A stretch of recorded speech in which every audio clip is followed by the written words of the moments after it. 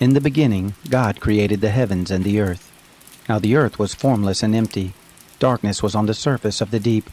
God's Spirit was hovering over the surface of the waters. God said, "Let there be light," and there was light. God saw the light and saw that it was good. God divided the light from the darkness. God called the light day, and the darkness he called night. There was evening and there was morning, one day. God said, "Let there be an expanse in the midst of the waters, and let it divide the waters from the waters." God made the expanse and divided the waters which were under the expanse from the waters which were above the expanse, and it was so. God called the expanse sky. There was evening and there was morning, a second day. God said, "Let the waters under the sky be gathered together to one place, and let the dry land appear," and it was so. God called the dry land earth, and the gathering together of the waters he called seas. God saw that it was good. God said, "Let the earth put forth grass, herbs yielding seed, and fruit trees bearing fruit after their kind, with its seed in it on the earth," and it was so. The earth brought forth grass, herbs yielding seed after their kind, and trees bearing fruit with its seed in it after their kind, and God saw that it was good. There was evening and there was morning, a third day. God said, "Let there be lights in the expanse of the sky to divide the day from the night, and let them be for signs, and for seasons, and for days and years, and let them be for lights in the expanse of sky to give light on the earth," and it was so. God made the two great lights, the greater light to rule the day, and the lesser light to rule the night. He also made the stars. God set them in the expanse of sky to give light to the earth, and to rule over the day and over the night, and to divide the light from the darkness. God saw that it was good. There was evening and there was morning, a fourth day. God said, "Let the waters swarm with swarms of living creatures, and let birds fly above the earth in the open expanse of sky." God created the large sea creatures, and every living creature that moves, with which the waters swarmed after their kind, and every winged bird after its kind. God saw that it was good. God blessed them, saying, "Be fruitful and multiply, and fill the waters and the seas, and let birds multiply on the earth." There was evening and there was morning, a fifth day. God said, "Let the earth bring forth living creatures after their kind, cattle, creeping things, and animals of the earth after their kind," and it was so. God made the animals of the earth after their kind, and the cattle after their kind, and everything that creeps on the ground after its kind. God saw that it was good. God said, "Let us make man in our image, after our likeness, and let them have dominion over the fish of the sea, and over the birds of the sky, and over the cattle, and over all the earth, and over every creeping thing that creeps on the earth." God created man in his own image. In God's image he created him, male and female he created them. God blessed them. God said to them, "Be fruitful, multiply, fill the earth and subdue it. Have dominion over the fish of the sea, over the birds of the sky, and over every living thing that moves on the earth." God said, "Behold, I have given you every herb yielding seed, which is on the surface of all the earth, and every tree which bears fruit yielding seed. It will be your food. To every animal of the earth, and to every bird of the sky, and to everything that creeps on the earth in which there is life, I have given every green herb for food." And it was so. God saw everything that he had made, and behold, it was very good. There was evening and there was morning, the sixth day. The heavens and the earth were finished, and all the host of them. On the seventh day God finished his work which he had made, and he rested on the seventh day from all his work which he had made. God blessed the seventh day, and made it holy, because he rested in it from all his work which he had created and made. This is the history of the generations of the heavens and of the earth when they were created, in the day that the Lord God made earth and the heavens. No plant of the field was yet in the earth, and no herb of the field had yet sprung up, for the Lord God had not caused it to rain on the earth. There was not a man to till the ground, but a mist went up from the earth and watered the whole surface of the ground. The Lord God formed man from the dust of the ground, and breathed into his nostrils the breath of life, and man became a living soul. The Lord God planted a garden eastward in Eden, and there he put the man whom he had formed. Out of the ground the Lord God made every tree to grow that is pleasant to the sight and good for food. the tree of life also in the midst of the garden, and the tree of the knowledge of good and evil. A river went out of Eden to water the garden, and from there it was parted, and became 4 heads. The name of the first is Pishon. This is the one which flows through the whole land of Havilah, where there is gold, and the gold of that land is good. There is aromatic resin and the onyx stone. The name of the second river is Gihon, the same river that flows through the whole land of Cush. The name of the third river is Hiddekel.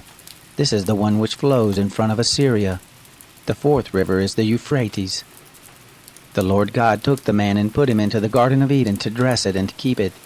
The Lord God commanded the man, saying, Of every tree of the garden you may freely eat, but of the tree of the knowledge of good and evil you shall not eat of it, for in the day that you eat of it you will surely die. The Lord God said, It is not good that the man should be alone. I will make him a helper suitable for him. Out of the ground the Lord God formed every animal of the field and every bird of the sky, and brought them to the man to see what he would call them. Whatever the man called every living creature, that was its name. The man gave names to all cattle, and to the birds of the sky, and to every animal of the field, but for the man there was not found a helper suitable for him. The Lord God caused a deep sleep to fall on the man, and he slept.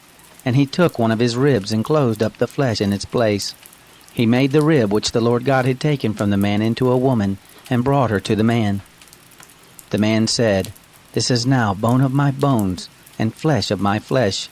She will be called woman, because she was taken out of man. Therefore a man will leave his father and his mother, and will join with his wife, and they will be one flesh. They were both naked, the man and his wife, and were not ashamed. Now the serpent was more subtle than any animal of the field which the Lord God had made. He said to the woman, Yes, has God said, You shall not eat of any tree of the garden?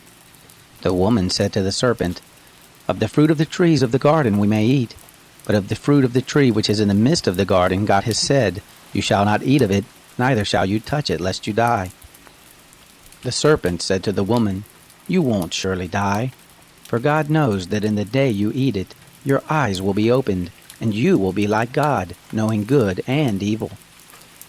When the woman saw that the tree was good for food, and that it was a delight to the eyes, and that the tree was to be desired to make one wise, she took of the fruit of it and ate.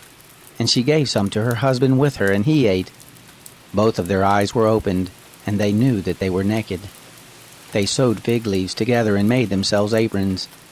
They heard the voice of the Lord God walking in the garden in the cool of the day, and the man and his wife hid themselves from the presence of the Lord God among the trees of the garden. The Lord God called to the man and said to him, Where are you? The man said, I heard your voice in the garden, and I was afraid, because I was naked, and I hid myself. God said, Who told you that you were naked? Have you eaten from the tree that I commanded you not to eat from? The man said, The woman whom you gave to be with me, she gave me of the tree, and I ate. The Lord God said to the woman, What is this you have done? The woman said, The serpent deceived me, and I ate. The Lord God said to the serpent, Because you have done this, cursed are you above all cattle, and above every animal of the field. On your belly shall you go, and you shall eat dust all the days of your life. I will put enmity between you and the woman, and between your offspring and her offspring. He will bruise your head, and you will bruise his heel. To the woman he said, I will greatly multiply your pain in childbirth. In pain you will bring forth children. Your desire will be for your husband, and he will rule over you. To Adam he said, Because you have listened to your wife's voice, and have eaten of the tree of which I commanded you, saying, You shall not eat of it, cursed is the ground for your sake. In toil you will eat of it all the days of your life. Thorns also and thistles will it bring forth to you, and you will eat the herb of the field. By the sweat of your face you will eat bread, until you return to the ground, for out of it you were taken. For you are dust, and to dust you shall return. The man called his wife Eve, because she was the mother of all living. The Lord God made coats of skins for Adam and for his wife, and clothed them. The Lord God said, Behold, the man has become like one of us, knowing good and evil. Now, lest he put forth his hand, and also take of the tree of life, and eat, and live forever. Therefore the Lord God sent him forth from the Garden of Eden, to till the ground from whence he was taken. So he drove out the man, and he placed cherubs at the east of the Garden of Eden, and the flame of a sword which turned every way to guard the way to the tree of life. The man knew Eve his wife. She conceived and gave birth to Cain, and said, I have gotten a man with the Lord's help. Again she gave birth to Cain's brother Abel. Abel was a keeper of sheep, but Cain was a tiller of the ground.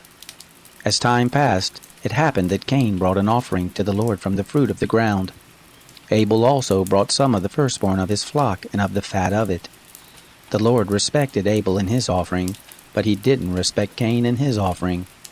Cain was very angry, and the expression on his face fell.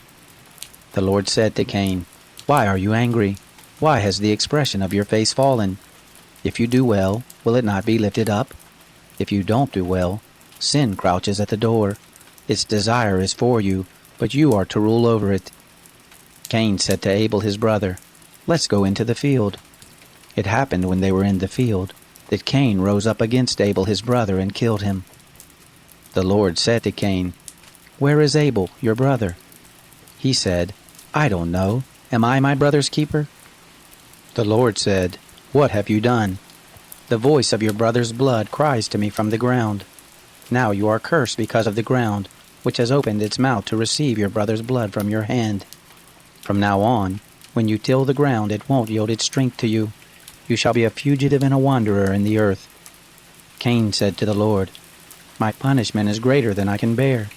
Behold, you have driven me out this day from the surface of the ground. I will be hidden from your face, and I will be a fugitive and a wanderer in the earth. It will happen that whoever finds me will kill me. The Lord said to him, Therefore, whoever slays Cain, vengeance will be taken on him sevenfold. The Lord appointed a sign for Cain, lest any finding him should strike him. Cain went out from the Lord's presence and dwelt in the land of Nod on the east of Eden. Cain knew his wife. She conceived and gave birth to Enoch. He built a city and called the name of the city after the name of his son Enoch. To Enoch was born Irad. Irad became the father of Mehujael. Mehujael became the father of Methushael. Methushael became the father of Lamech. Lamech took 2 wives. The name of the one was Ada, and the name of the other Zillah.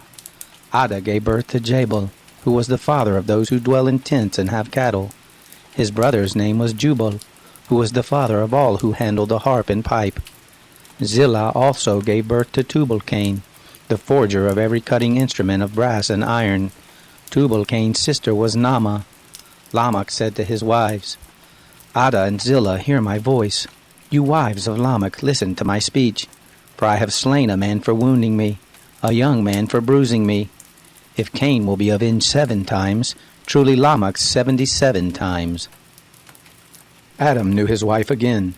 She gave birth to a son and named him Seth, for she said, God has appointed me another child instead of Abel, for Cain killed him. There was also born a son to Seth, and he named him Enosh. Then men began to call on the Lord's name. This is the book of the generations of Adam. In the day that God created man, he made him in God's likeness. He created them male and female, and blessed them, and called their name Adam in the day they were created. Adam lived 130 years, and became the father of a son in his own likeness, after his image, and named him Seth.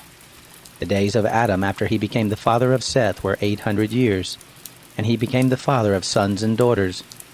All the days that Adam lived were 930 years, then he died. Seth lived 105 years and became the father of Enosh. Seth lived after he became the father of Enosh 807 years, and became the father of sons and daughters.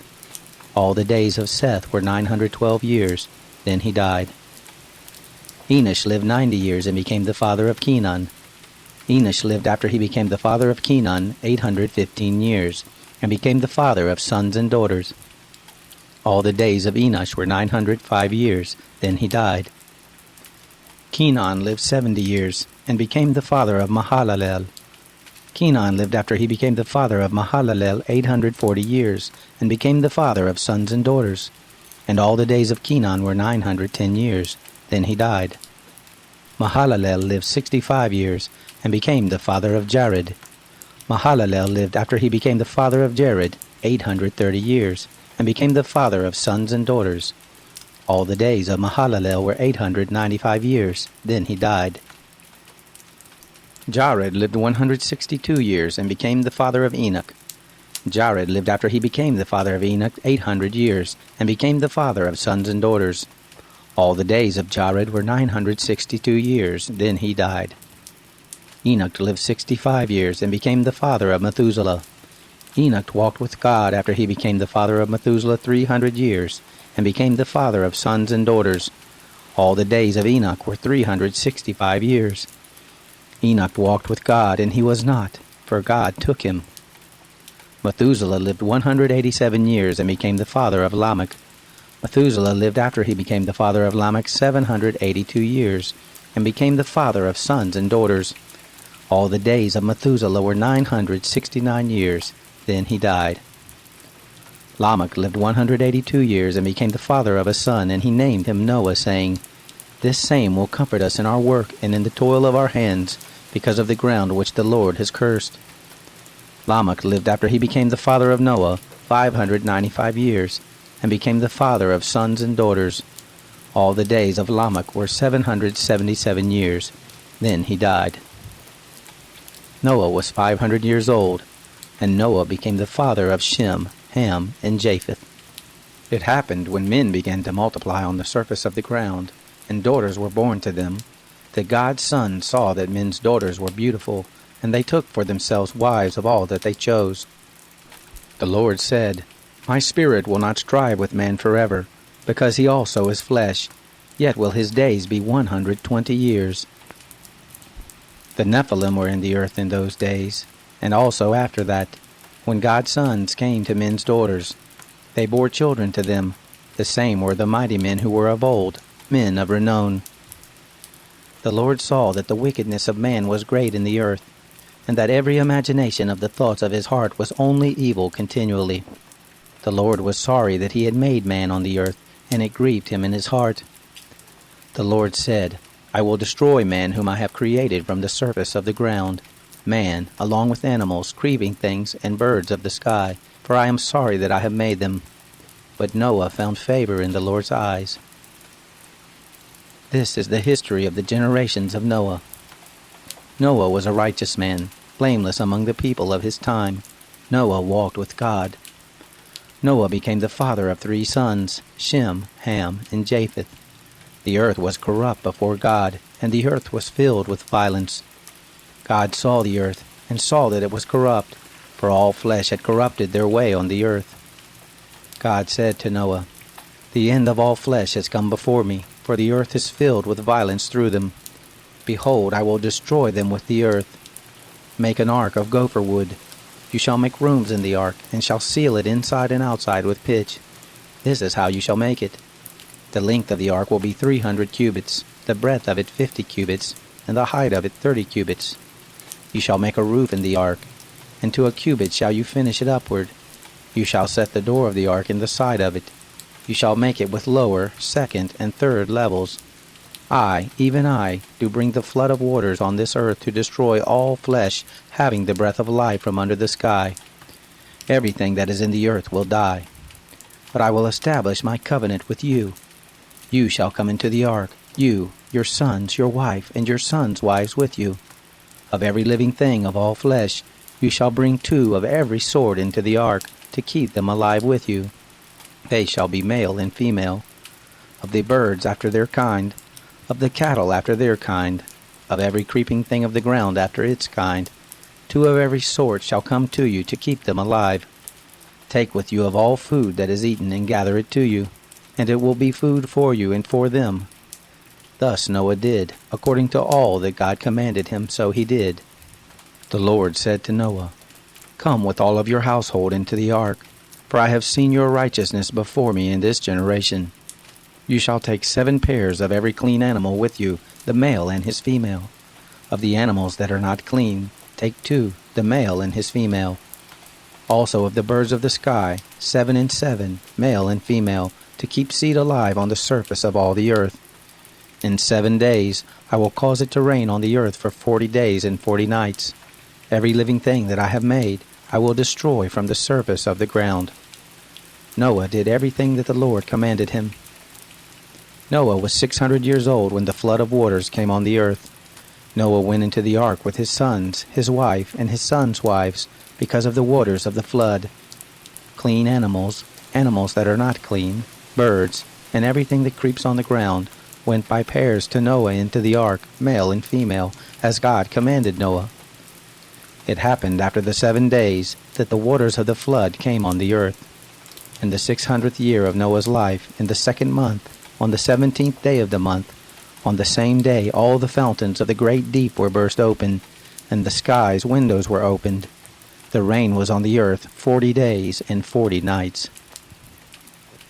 In the same day, Noah and Shem, Ham, and Japheth, the sons of Noah, and Noah's wife, and the 3 wives of his sons with them, entered into the ark, they and every animal after its kind, all the cattle after their kind, every creeping thing that creeps on the earth after its kind, and every bird after its kind, every bird of every sort.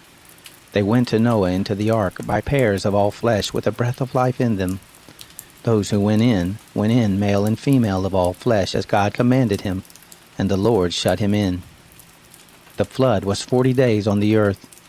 The waters increased and lifted up the ark, and it was lifted up above the earth. The waters prevailed and increased greatly on the earth, and the ark floated on the surface of the waters. The waters prevailed exceedingly on the earth. All the high mountains that were under the whole sky were covered. The waters prevailed 15 cubits upward, and the mountains were covered. All flesh died that moved on the earth, including birds, cattle, animals, every creeping thing that creeps on the earth, and every man. All in whose nostrils was the breath of the Spirit of life, of all that was on the dry land, died. Every living thing was destroyed that was on the surface of the ground, including man, cattle, creeping things, and the birds of the sky. They were destroyed from the earth. Only Noah was left, and those who were with him in the ark. The waters prevailed on the earth 150 days. God remembered Noah, all the animals, and all the cattle that were with him in the ark. And God made a wind to pass over the earth. The waters subsided. The deep's fountains and the sky's windows were also stopped, and the rain from the sky was restrained. The waters receded from off the earth continually. After the end of 150 days, the waters decreased. The ark rested in the 7th month, on the 17th day of the month, on Ararat's mountains. The waters receded continually until the 10th month. In the 10th month, on the 1st day of the month, the tops of the mountains were seen. It happened at the end of 40 days that Noah opened the window of the ark which he had made, and he sent forth a raven. It went back and forth until the waters were dried up from off the earth. He sent forth a dove from him to see if the waters were abated from off the surface of the ground. But the dove found no place to rest her foot, and she returned to him into the ark, for the waters were on the surface of the whole earth. He put forth his hand and took her, and brought her to him into the ark. He stayed yet another 7 days, and again he sent forth the dove out of the ark. The dove came back to him at evening, and behold, in her mouth was an olive leaf plucked off. So Noah knew that the waters were abated from off the earth. He stayed yet another 7 days, and sent forth the dove, and she didn't return to him any more. It happened in the 601st year, in the 1st month, in the 1st day of the month, the waters were dried up from off the earth. Noah removed the covering of the ark and looked. He saw that the surface of the ground was dried. In the 2nd month, on the 27th day of the month, the earth was dry. God spoke to Noah, saying, Go forth from the ark, you and your wife, and your sons' wives with you. Bring forth with you every living thing that is with you of all flesh, including birds, cattle, and every creeping thing that creeps on the earth, that they may breed abundantly in the earth, and be fruitful and multiply on the earth. Noah went forth with his sons, his wife, and his sons' wives with him. Every animal, every creeping thing, and every bird, whatever moves on the earth after their families, went forth out of the ark. Noah built an altar to the Lord, and took of every clean animal, and of every clean bird, and offered burnt offerings on the altar. The Lord smelled the sweet savor. The Lord said in his heart, I will not again curse the ground any more for man's sake, because the imagination of man's heart is evil from his youth. Neither will I ever again strike everything living as I have done. While the earth remains, seed time and harvest, and cold and heat, and summer and winter and day and night shall not cease. God blessed Noah and his sons, and said to them, Be fruitful and multiply and replenish the earth. The fear of you and the dread of you will be on every animal of the earth, and on every bird of the sky. Everything that the ground teems with, and all the fish of the sea are delivered into your hand. Every moving thing that lives will be food for you. As the green herb, I have given everything to you. But flesh with the life of it, the blood of it, you shall not eat. I will surely require your blood of your lives. At the hand of every animal I will require it. At the hand of man, even at the hand of every man's brother, I will require the life of man. Whoever sheds man's blood, by man will his blood be shed, for in the image of God made he man. Be fruitful and multiply. Bring forth abundantly in the earth, and multiply in it. God spoke to Noah and to his sons with him, saying, As for me, behold, I establish my covenant with you, and with your offspring after you, and with every living creature that is with you, the birds, the cattle, and every animal of the earth with you. Of all that go out of the ark, even every animal of the earth, I will establish my covenant with you. Neither will all flesh be cut off any more by the waters of the flood, neither will there any more be a flood to destroy the earth. God said, This is the token of the covenant which I make between me and you, and every living creature that is with you, for perpetual generations. I set my rainbow in the cloud, and it will be for a sign of a covenant between me and the earth.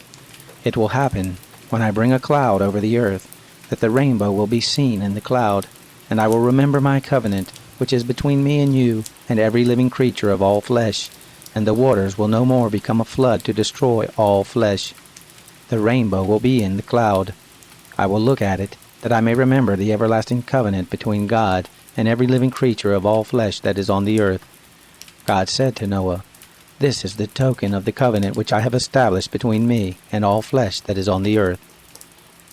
The sons of Noah who went forth from the ark were Shem, Ham, and Japheth. Ham is the father of Canaan.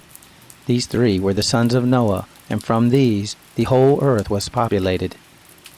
Noah began to be a farmer and planted a vineyard. He drank of the wine and got drunk. He was uncovered within his tent. Ham, the father of Canaan, saw the nakedness of his father and told his two brothers outside. Shem and Japheth took a garment and laid it on both their shoulders, went in backwards, and covered the nakedness of their father. Their faces were backwards, and they didn't see their father's nakedness. Noah awoke from his wine, and knew what his youngest son had done to him. He said, Cursed be Canaan.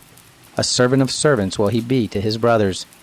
He said, Blessed be the Lord, the God of Shem. Let Canaan be his servant. God enlarged Japheth. Let him dwell in the tents of Shem. Let Canaan be his servant. Noah lived 350 years after the flood. All the days of Noah were 950 years. Then he died. Now this is the history of the generations of the sons of Noah, and of Shem, Ham, and Japheth. Sons were born to them after the flood.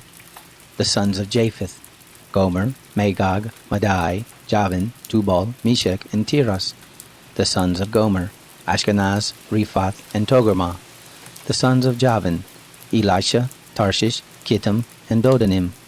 Of these were the isles of the nations divided in their lands, everyone after his language, after their families, in their nations. The sons of Ham: Cush, Mizraim, Put, and Canaan.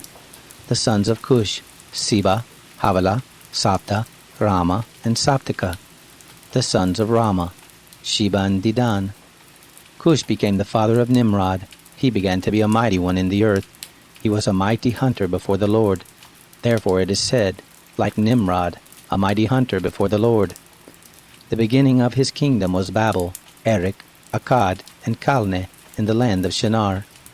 Out of that land he went forth into Assyria and built Nineveh, Rehoboth, Kala, and Resen between Nineveh and Kala. The same is the great city. Mizraim became the father of Ludum, Anamim, Lehabim, and Naphtuhim, Pathrusim, Casluhim, which the Philistines descended from, and Caphtorim. Canaan became the father of Sidon, his firstborn, Heth, the Jebusite, the Amorite, the Girgashite, the Hivite, the Archite, the Sinite, the Arvadite, the Zemarite, and the Hamathite. Afterward the families of the Canaanites were spread abroad. The border of the Canaanites was from Sidon, as you go toward Gerar to Gaza, as you go toward Sodom, Gomorrah, Admah, and Zeboim to Lasha. These are the sons of Ham, after their families, after their languages, in their lands, in their nations. To Shem, the father of all the children of Eber, the elder brother of Japheth, to him also were born children. The sons of Shem, Elam, Asher, Arpachshad, Lud, and Aram. The sons of Aram, Uz, Hul, Gether, and Mash. Arpachshad became the father of Shelah. Shelah became the father of Eber. To Eber were born 2 sons. The name of the one was Peleg, for in his days was the earth divided. His brother's name was Joktan. Joktan became the father of Almodad, Sheleph, Hazmarpheth, Jerah, Hadoram, Usal, Dikla, Hobal, Abimael, Sheba, Ophir, Havilah, and Jobab. All these were the sons of Joktan. Their dwelling was from Misha, as you go toward Sephar, the mountain of the east. These are the sons of Shem, after their families, after their languages, in their lands, after their nations. These are the families of the sons of Noah, after their generations and their nations. Of these were the nations divided in the earth after the flood. The whole earth was of one language and of one speech. It happened, as they traveled east, that they found a plain in the land of Shinar, and they lived there. They said one to another, "Come, let's make brick and burn them thoroughly." They had brick for stone, and they used tar for mortar. They said, "Come, let's build us a city and a tower, whose top reaches to the sky, and let's make us a name, lest we be scattered abroad on the surface of the whole earth."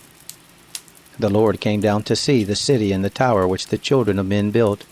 The Lord said, "Behold, they are one people, and they have all one language, and this is what they begin to do. Now nothing will be withheld from them which they intend to do. Come, let's go down, and there confuse their language, that they may not understand one another's speech." So the Lord scattered them abroad from there on the surface of all the earth. They stopped building the city. Therefore the name of it was called Babel, because the Lord confused the language of all the earth there. From there the Lord scattered them abroad on the surface of all the earth.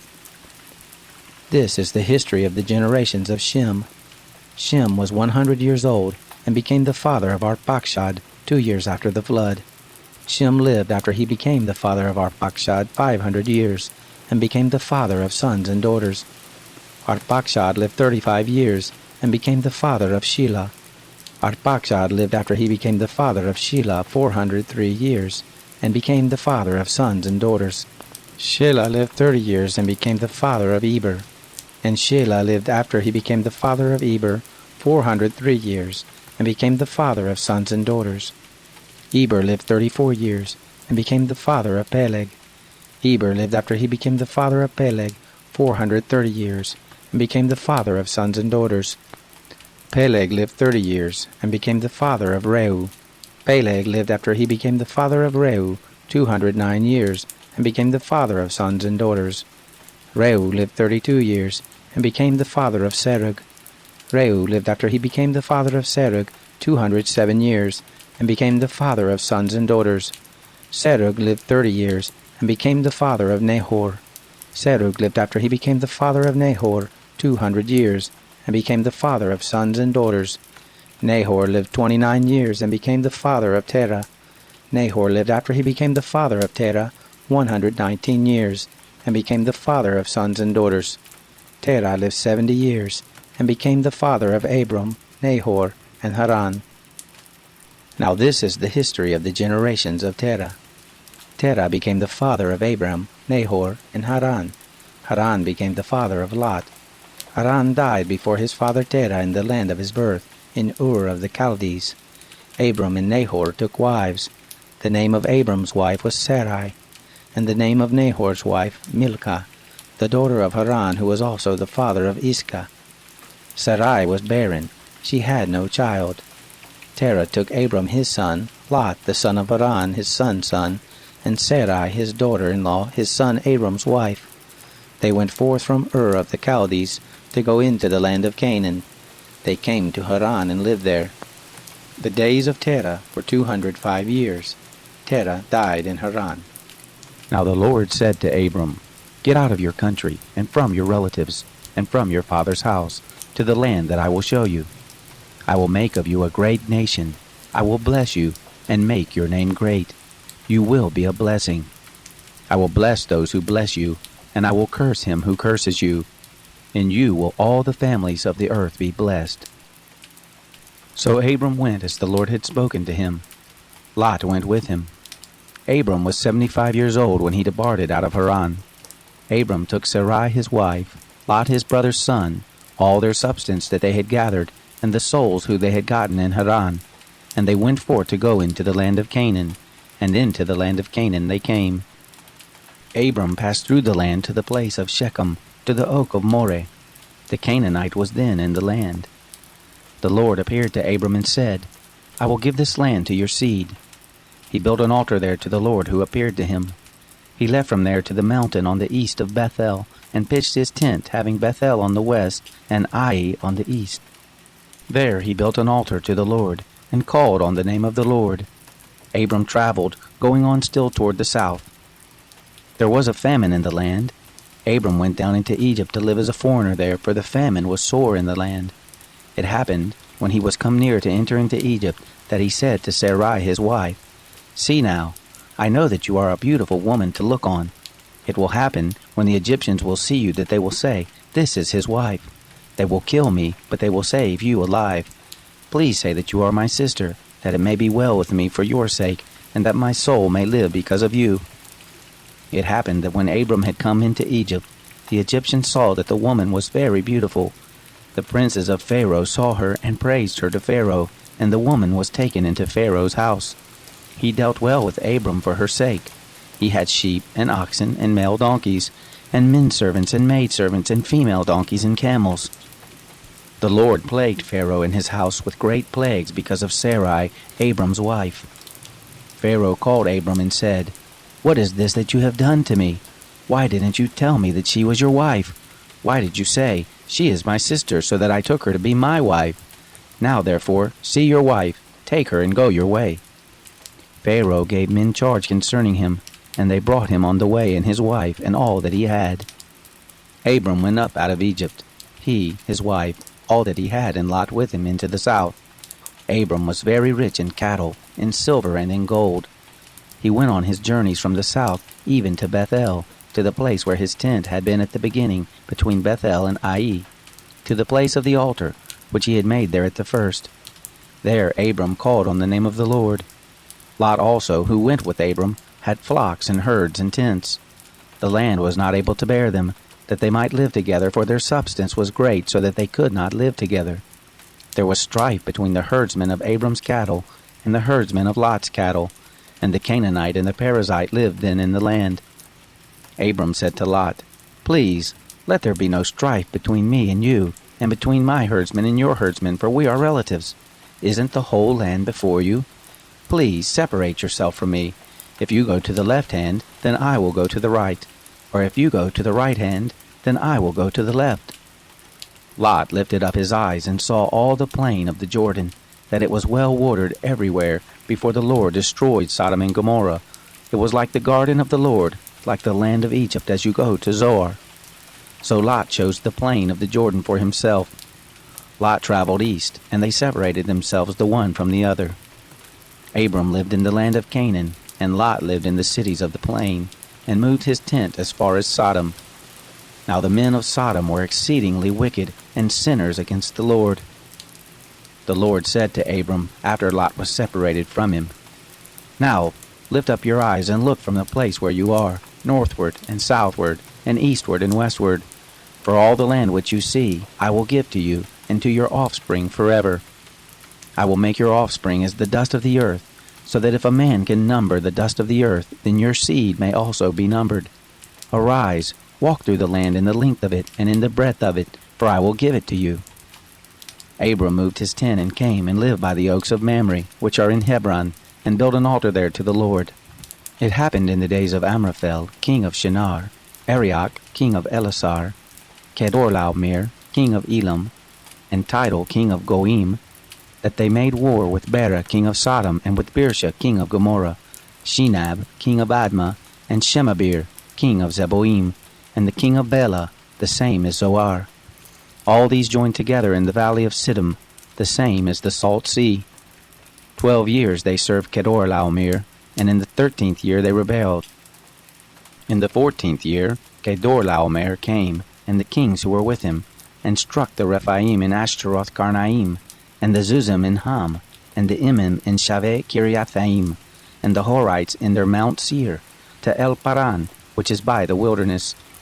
They returned and came to En Mishpat, the same as Kadesh, and struck all the country of the Amalekites, and also the Amorites that lived in Hazazon Tamar.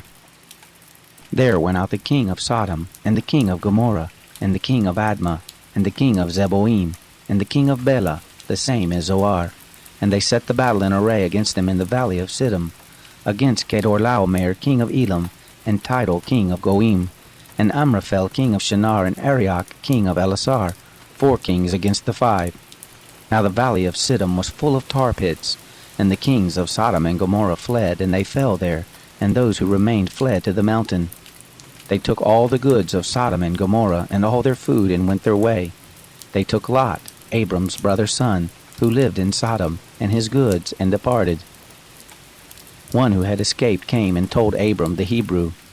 Now he lived by the oaks of Mamre, the Amorite, brother of Eshcol, and brother of Aner, and these were allies of Abram. When Abram heard that his relative was taken captive, he led forth his trained men, born in his house, 318, and pursued as far as Dan. He divided himself against them by night, he and his servants, and struck them, and pursued them to Hobah, which is on the left hand of Damascus. He brought back all the goods, and also brought back his relative Lot and his goods, and the women also, and the people. The king of Sodom went out to meet him, after his return from the slaughter of Kedorlaomer, and the kings who were with him, at the valley of Shaveh, the same as the king's valley. Melchizedek king of Salem brought forth bread and wine, and he was priest of God Most High. He blessed him and said, Blessed be Abram of God Most High, possessor of heaven and earth, and blessed be God Most High, who has delivered your enemies into your hand. Abram gave him 1/10 of all. The king of Sodom said to Abram, Give me the people, and take the goods to yourself. Abram said to the king of Sodom, I have lifted up my hands to the Lord God Almighty, possessor of heaven and earth, that I will not take a thread, nor a shoe latchet, nor anything that is yours, lest you should say, I have made Abram rich, except only that which the young men have eaten, and the portion of the men who went with me, Aner, Eshcol, and Mamre, let them take their portion. After these things the word of the Lord came to Abram in a vision, saying, Don't be afraid, Abram. I am your shield, your exceedingly great reward. Abram said, Lord God, what will you give me, seeing I go childless, and he who will inherit my estate is Eliezer of Damascus? Abram said, Behold, to me you have given no seed, and behold, one born in my house is my heir. Behold, the word of the Lord came to him, saying, This man will not be your heir, but he who will come forth out of your own body will be your heir. The Lord brought him outside and said, Look now toward the sky, and count the stars if you are able to count them. He said to Abram, So shall your seed be. He believed in the Lord, and he reckoned it to him for righteousness. He said to him, I am the Lord who brought you out of Ur of the Chaldees, to give you this land to inherit it. He said, Lord God, how will I know that I will inherit it? He said to him, Take me a heifer 3 years old, a female goat 3 years old, a ram 3 years old, a turtle dove, and a young pigeon. He took him all these and divided them in the middle, and laid each half opposite the other, but he didn't divide the birds. The birds of prey came down on the carcasses, and Abram drove them away. When the sun was going down, a deep sleep fell on Abram. Now terror and great darkness fell on him. He said to Abram, Know for sure that your seed will live as foreigners in a land that is not theirs, and will serve them. They will afflict them 400 years. I will also judge that nation whom they will serve. Afterward they will come out with great substance. But you will go to your fathers in peace. You will be buried in a good old age. In the 4th generation they will come here again, for the iniquity of the Amorite is not yet full. It came to pass that, when the sun went down and it was dark, behold, a smoking furnace and a flaming torch passed between these pieces. In that day the Lord made a covenant with Abram, saying, To your seed have I given this land, from the river of Egypt to the great river, the river Euphrates, the Kenites, the Kenizzites, the Cadmonites, the Hittites, the Perizzites, the Rephaim, the Amorites, the Canaanites, the Girgashites, and the Jebusites. Now Sarai, Abram's wife, bore him no children. She had a handmaid, an Egyptian, whose name was Hagar. Sarai said to Abram, See now, the Lord has restrained me from bearing. Please go in to my handmaid. It may be that I will obtain children by her. Abram listened to the voice of Sarai. Sarai, Abram's wife, took Hagar the Egyptian, her handmaid, after Abram had lived 10 years in the land of Canaan, and gave her to Abram her husband to be his wife. He went in to Hagar, and she conceived. When she saw that she had conceived, her mistress was despised in her eyes. Sarai said to Abram, This wrong is your fault. I gave my handmaid into your bosom, and when she saw that she had conceived, I was despised in her eyes. The Lord judge between me and you. But Abram said to Sarai, Behold, your maid is in your hand. Do to her whatever is good in your eyes. Sarai dealt harshly with her, and she fled from her face. The angel of the Lord found her by a fountain of water in the wilderness, by the fountain in the way to Shur. He said, Hagar, Sarai's handmaid, where did you come from? Where are you going? She said, I am fleeing from the face of my mistress Sarai. The angel of the Lord said to her, Return to your mistress and submit yourself under her hands. The angel of the Lord said to her, I will greatly multiply your seed, and they will not be numbered for multitude. The angel of the Lord said to her, Behold, you are with child, and will bear a son. You shall call his name Ishmael, because the Lord has heard your affliction. He will be like a wild donkey among men. His hand will be against every man, and every man's hand against him. He will live opposite all of his brothers. She called the name of the Lord, who spoke to her, You are a God who sees. For she said, Have I even stayed alive after seeing him? Therefore the well was called Beer Lahairoi. Behold, it is between Kadesh and Bered. Hagar bore a son for Abram. Abram called the name of his son, whom Hagar bore, Ishmael. Abram was 86 years old when Hagar bore Ishmael to Abram. When Abram was 99 years old, the Lord appeared to Abram and said to him, I am God Almighty. Walk before me and be blameless. I will make my covenant between me and you, and will multiply you exceedingly. Abram fell on his face. God talked with him, saying, As for me, behold, my covenant is with you. You will be the father of a multitude of nations. Neither will your name any more be called Abram, but your name will be Abraham, for the father of a multitude of nations have I made you.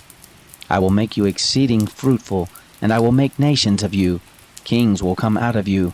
I will establish my covenant between me and you, and your seed after you throughout their generations, for an everlasting covenant, to be a God to you, and to your seed after you. I will give to you, and to your seed after you, the land where you are traveling, all the land of Canaan, for an everlasting possession. I will be their God. God said to Abraham, As for you, you will keep my covenant, you and your seed after you throughout their generations. This is my covenant which you shall keep between me and you and your seed after you. Every male among you shall be circumcised. You shall be circumcised in the flesh of your foreskin. It will be a token of a covenant between me and you. He who is 8 days old will be circumcised among you. Every male throughout your generations, he who is born in the house, or bought with money of any foreigner who is not of your seed. He who is born in your house, and he who is brought with your money must be circumcised. My covenant will be in your flesh for an everlasting covenant. The uncircumcised male who is not circumcised in the flesh of his foreskin, that soul shall be cut off from his people. He has broken my covenant. God said to Abraham, As for Sarai your wife, you shall not call her name Sarai, but her name will be Sarah. I will bless her, and moreover I will give you a son by her. Yes, I will bless her, and she will be a mother of nations. Kings of peoples will come from her. Then Abraham fell on his face and laughed, and said in his heart, Will a child be born to him who is 100 years old? Will Sarah, who is 90 years old, give birth? Abraham said to God, Oh, that Ishmael might live before you. God said, No, but Sarah your wife will bear you a son. You shall call his name Isaac. I will establish my covenant with him for an everlasting covenant for his seed after him. As for Ishmael, I have heard you. Behold, I have blessed him, and will make him fruitful, and will multiply him exceedingly. He will become the father of 12 princes, and I will make him a great nation. But my covenant I will establish with Isaac, whom Sarah will bear to you at this time next year." When he had finished talking with him, God went up from Abraham. Abraham took Ishmael his son, all who were born in his house, and all who were bought with his money, every male among the men of Abraham's house, and circumcised the flesh of their foreskin in the same day, as God had said to him. Abraham was 99 years old when he was circumcised in the flesh of his foreskin. Ishmael his son was 13 years old when he was circumcised in the flesh of his foreskin. In the same day both Abraham and Ishmael his son were circumcised. All the men of his house, those born in the house, and those bought with money of a foreigner, were circumcised with him. The Lord appeared to him by the oaks of Mamre, as he sat in the tent door in the heat of the day. He lifted up his eyes and looked, and saw that 3 men stood opposite him. When he saw them, he ran to meet them from the tent door, and bowed himself to the earth, and said, "My Lord, if now I have found favor in your sight, please don't go away from your servant. Now let a little water be fetched. Wash your feet and rest yourselves under the tree. I will get a morsel of bread, so you can refresh your heart. After that you may go your way, now that you have come to your servant." They said, "Very well, do as you have said." Abraham hurried into the tent to Sarah and said, "Quickly make ready 3 measures of fine meal. Mix it and make cakes." Abraham ran to the herd and fetched a tender and good calf and gave it to the servant. He hurried to dress it. He took butter, milk, and the calf which he had dressed, and set it before them. He stood by them under the tree, and they ate.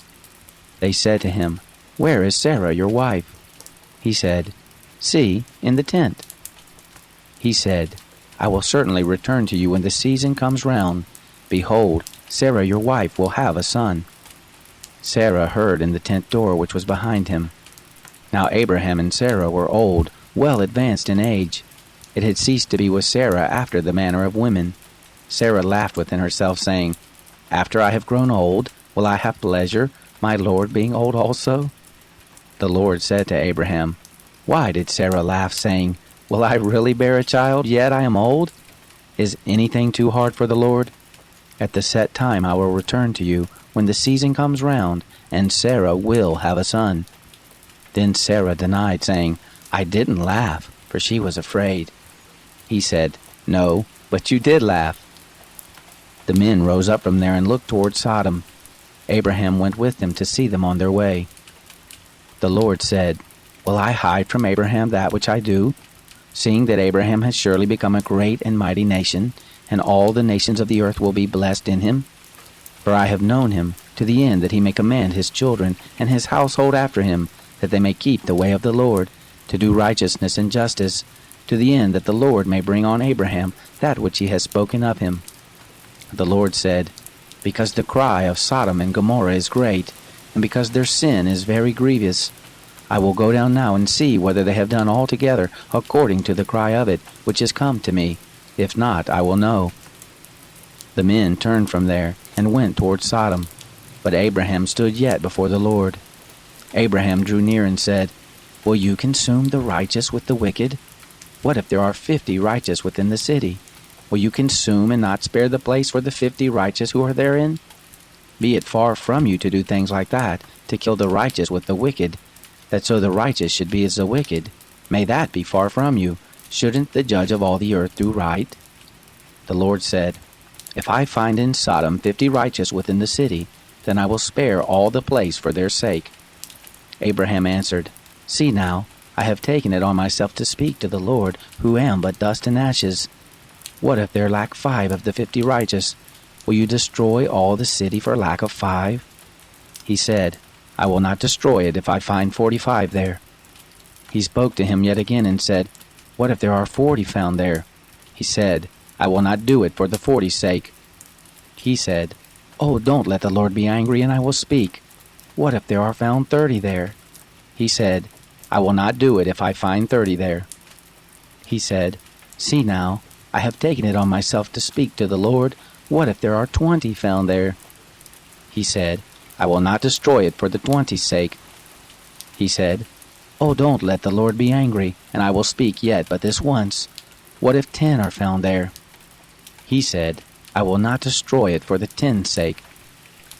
The Lord went his way as soon as he had finished communing with Abraham, and Abraham returned to his place. The 2 angels came to Sodom at evening. Lot sat in the gate of Sodom. Lot saw them and rose up to meet them. He bowed himself with his face to the earth, and he said, "See now, my lords, please turn aside into your servant's house. Stay all night, wash your feet, and you will rise up early and go on your way." They said, "No, but we will stay in the streets all night." He urged them greatly, and they came in with him and entered into his house. He made them a feast and baked unleavened bread, and they ate. But before they lay down, the men of the city, the men of Sodom, surrounded the house, both young and old, all the people from every quarter. They called to Lot and said to him, "Where are the men who came in to you this night? Bring them out to us, that we may have sex with them." Lot went out to them to the door and shut the door after him. He said, "Please, my brothers, don't act so wickedly. See now, I have 2 virgin daughters. Please let me bring them out to you, and do you to them as is good in your eyes. Only don't do anything to these men, because they have come under the shadow of my roof." They said, "Stand back." They said, "This fellow came in to live as a foreigner, and he appoints himself a judge. Now we will deal worse with you than with them." They pressed hard on the man, even Lot, and drew near to break the door. But the men put forth their hand, and brought Lot into the house to them, and shut the door. They struck the men who were at the door of the house with blindness, both small and great, so that they wearied themselves to find the door. The men said to Lot, "Do you have anybody else here? Sons-in-law, your sons, your daughters, and whoever you have in the city, bring them out of the place, for we will destroy this place, because the cry of them is grown great before the Lord. The Lord has sent us to destroy it." Lot went out and spoke to his sons-in-law, who were pledged to marry his daughters, and said, "Get up, get out of this place, for the Lord will destroy the city." But he seemed to his sons-in-law to be joking. When the morning arose, then the angels hurried Lot, saying, "Arise, take your wife, and your 2 daughters who are here, lest you be consumed in the iniquity of the city." But he lingered, and the men laid hold on his hand, and on the hand of his wife, and on the hand of his 2 daughters, the Lord being merciful to him, and they took him out, and set him outside of the city. It came to pass, when they had taken them out, that he said, "Escape for your life. Don't look behind you, neither stay anywhere in the plain. Escape to the mountain, lest you be consumed." Lot said to them, "Oh, not so, my lord. See now, your servant has found favor in your sight, and you have magnified your loving kindness, which you have shown to me in saving my life. I can't escape to the mountain, lest evil overtake me and I die. See now, this city is near to flee to, and it is a little one. Oh, let me escape there. Isn't it a little one? And my soul will live." He said to him, "Behold, I have granted your request concerning this thing also, that I will not overthrow the city of which you have spoken. Hurry, escape there, for I can't do anything until you get there." Therefore the name of the city was called Zoar. The sun was risen on the earth when Lot came to Zoar. Then the Lord rained on Sodom and on Gomorrah sulfur and fire from the Lord out of the sky. He overthrew those cities, all the plain, all the inhabitants of the cities, and that which grew on the ground. But his wife looked back from behind him, and she became a pillar of salt. Abraham got up early in the morning to the place where he had stood before the Lord. He looked toward Sodom and Gomorrah, and toward all the land of the plain, and looked, and saw that the smoke of the land went up as the smoke of a furnace. It happened, when God destroyed the cities of the plain, that God remembered Abraham, and sent Lot out of the midst of the overthrow, when he overthrew the cities in which Lot lived. Lot went up out of Zoar, and lived in the mountain, and his 2 daughters with him, for he was afraid to live in Zoar. He lived in a cave with his 2 daughters. The firstborn said to the younger, "Our father is old, and there is not a man in the earth to come into us after the manner of all the earth. Come, let's make our father drink wine, and we will lie with him, that we may preserve our father's seed." They made their father drink wine that night, and the firstborn went in and lay with her father. He didn't know when she lay down, nor when she arose. It came to pass on the next day that the firstborn said to the younger, "Behold, I lay last night with my father. Let us make him drink wine again tonight. You go in and lie with him, that we may preserve our father's seed." They made their father drink wine that night also. The younger arose and lay with him. He didn't know when she lay down, nor when she arose. Thus both of Lot's daughters were with child by their father. The firstborn bore a son, and named him Moab. The same is the father of the Moabites to this day. The younger also bore a son, and called his name Ben-Ami. The same is the father of the children of Ammon to this day. Abraham traveled from there toward the land of the south, and lived between Kadesh and Shur. He lived as a foreigner in Gerar. Abraham said about Sarah his wife, "She is my sister." Abimelech king of Gerar sent and took Sarah. But God came to Abimelech in a dream of the night and said to him, "Behold, you are a dead man, because of the woman whom you have taken, for she is a man's wife." Now Abimelech had not come near her. He said, "Lord, will you kill even a righteous nation? Didn't he tell me she is my sister? Even she herself said, 'He is my brother.' In the integrity of my heart and the innocence of my hands have I done this." God said to him in the dream, "Yes, I know that in the integrity of your heart you have done this, and I also withheld you from sinning against me. Therefore I didn't allow you to touch her. Now therefore restore the man's wife, for he is a prophet, and he will pray for you and you will live. If you don't restore her, know for sure that you will die, you and all who are yours." Abimelech rose early in the morning and called all his servants and told all these things in their ear. The men were very scared. Then Abimelech called Abraham and said to him, "What have you done to us? How have I sinned against you, that you have brought on me and on my kingdom a great sin? You have done deeds to me that ought not to be done." Abimelech said to Abraham, "What did you see that you have done this thing?" Abraham said, "Because I thought, surely the fear of God is not in this place. They will kill me for my wife's sake. Moreover, she is indeed my sister, the daughter of my father, but not the daughter of my mother, and she became my wife. It happened, when God caused me to wander from my father's house, that I said to her, 'This is your kindness which you shall show to me. Everywhere that we go, say of me, He is my brother.'" Abimelech took sheep and oxen, men servants and women servants, and gave them to Abraham, and restored Sarah his wife to him. Abimelech said, "Behold, my land is before you. Dwell where it pleases you." To Sarah he said, "Behold, I have given your brother 1,000 pieces of silver. Behold, it is for you a covering of the eyes to all that are with you. In front of all you are vindicated." Abraham prayed to God. God healed Abimelech and his wife, and his maidservants, and they bore children. For the Lord had closed up tight all the wombs of the house of Abimelech, because of Sarah, Abraham's wife. The Lord visited Sarah as he had said, and the Lord did to Sarah as he had spoken. Sarah conceived, and bore Abraham a son in his old age, at the set time of which God had spoken to him. Abraham called his son who was born to him, whom Sarah bare to him, Isaac. Abraham circumcised his son Isaac when he was 8 days old, as God had commanded him. Abraham was 100 years old when his son Isaac was born to him. Sarah said, "God has made me laugh. Everyone who hears will laugh with me." She said, "Who would have said to Abraham that Sarah would nurse children? For I have borne him a son in his old age." The child grew and was weaned.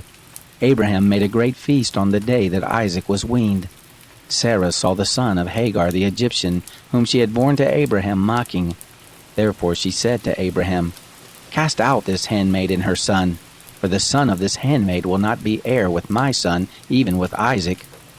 The thing was very grievous in Abraham's sight on account of his son. God said to Abraham, "Don't let it be grievous in your sight because of the boy, and because of your handmaid. In all that Sarah says to you, listen to her voice, for from Isaac will your seed be called. Also of the son of the handmaid will I make a nation, because he is your seed." Abraham rose up early in the morning, and took bread and a bottle of water, and gave it to Hagar, putting it on her shoulder, and gave her the child, and sent her away. She departed and wandered in the wilderness of Beersheba. The water in the bottle was spent, and she cast the child under one of the shrubs. She went and sat down opposite him a good way off, about a bow shot away, for she said, "Don't let me see the death of the child." She sat over against him and lifted up her voice and wept. God heard the voice of the boy. The angel of God called to Hagar out of the sky and said to her, "What ails you, Hagar? Don't be afraid, for God has heard the voice of the boy where he is. Get up, lift up the boy and hold him in your hand, for I will make him a great nation." God opened her eyes, and she saw a well of water. She went, filled the bottle with water, and gave the boy drink. God was with the boy, and he grew. He lived in the wilderness, and became, as he grew up, an archer. He lived in the wilderness of Paran. His mother took a wife for him out of the land of Egypt. It happened at that time that Abimelech and Phicol, the captain of his host, spoke to Abraham, saying, "God is with you in all that you do. Now therefore swear to me here by God that you will not deal falsely with me, nor with my son, nor with my son's son. But according to the kindness that I have done to you, you shall do to me, and to the land in which you have lived as a foreigner." Abraham said, "I will swear." Abraham complained to Abimelech because of a water well which Abimelech's servants had violently taken away. Abimelech said, "I don't know who has done this thing, neither did you tell me, neither did I hear of it until today."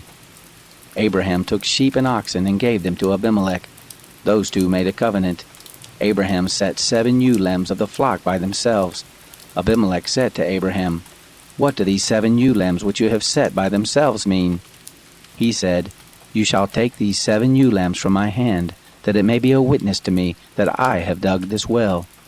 Therefore he called that place Beersheba, because they both swore there. So they made a covenant at Beersheba. Abimelech rose up with Phicol, the captain of his host, and they returned into the land of the Philistines. Abraham planted a tamarisk tree in Beersheba, and called there on the name of the Lord, the everlasting God. Abraham lived as a foreigner in the land of the Philistines many days.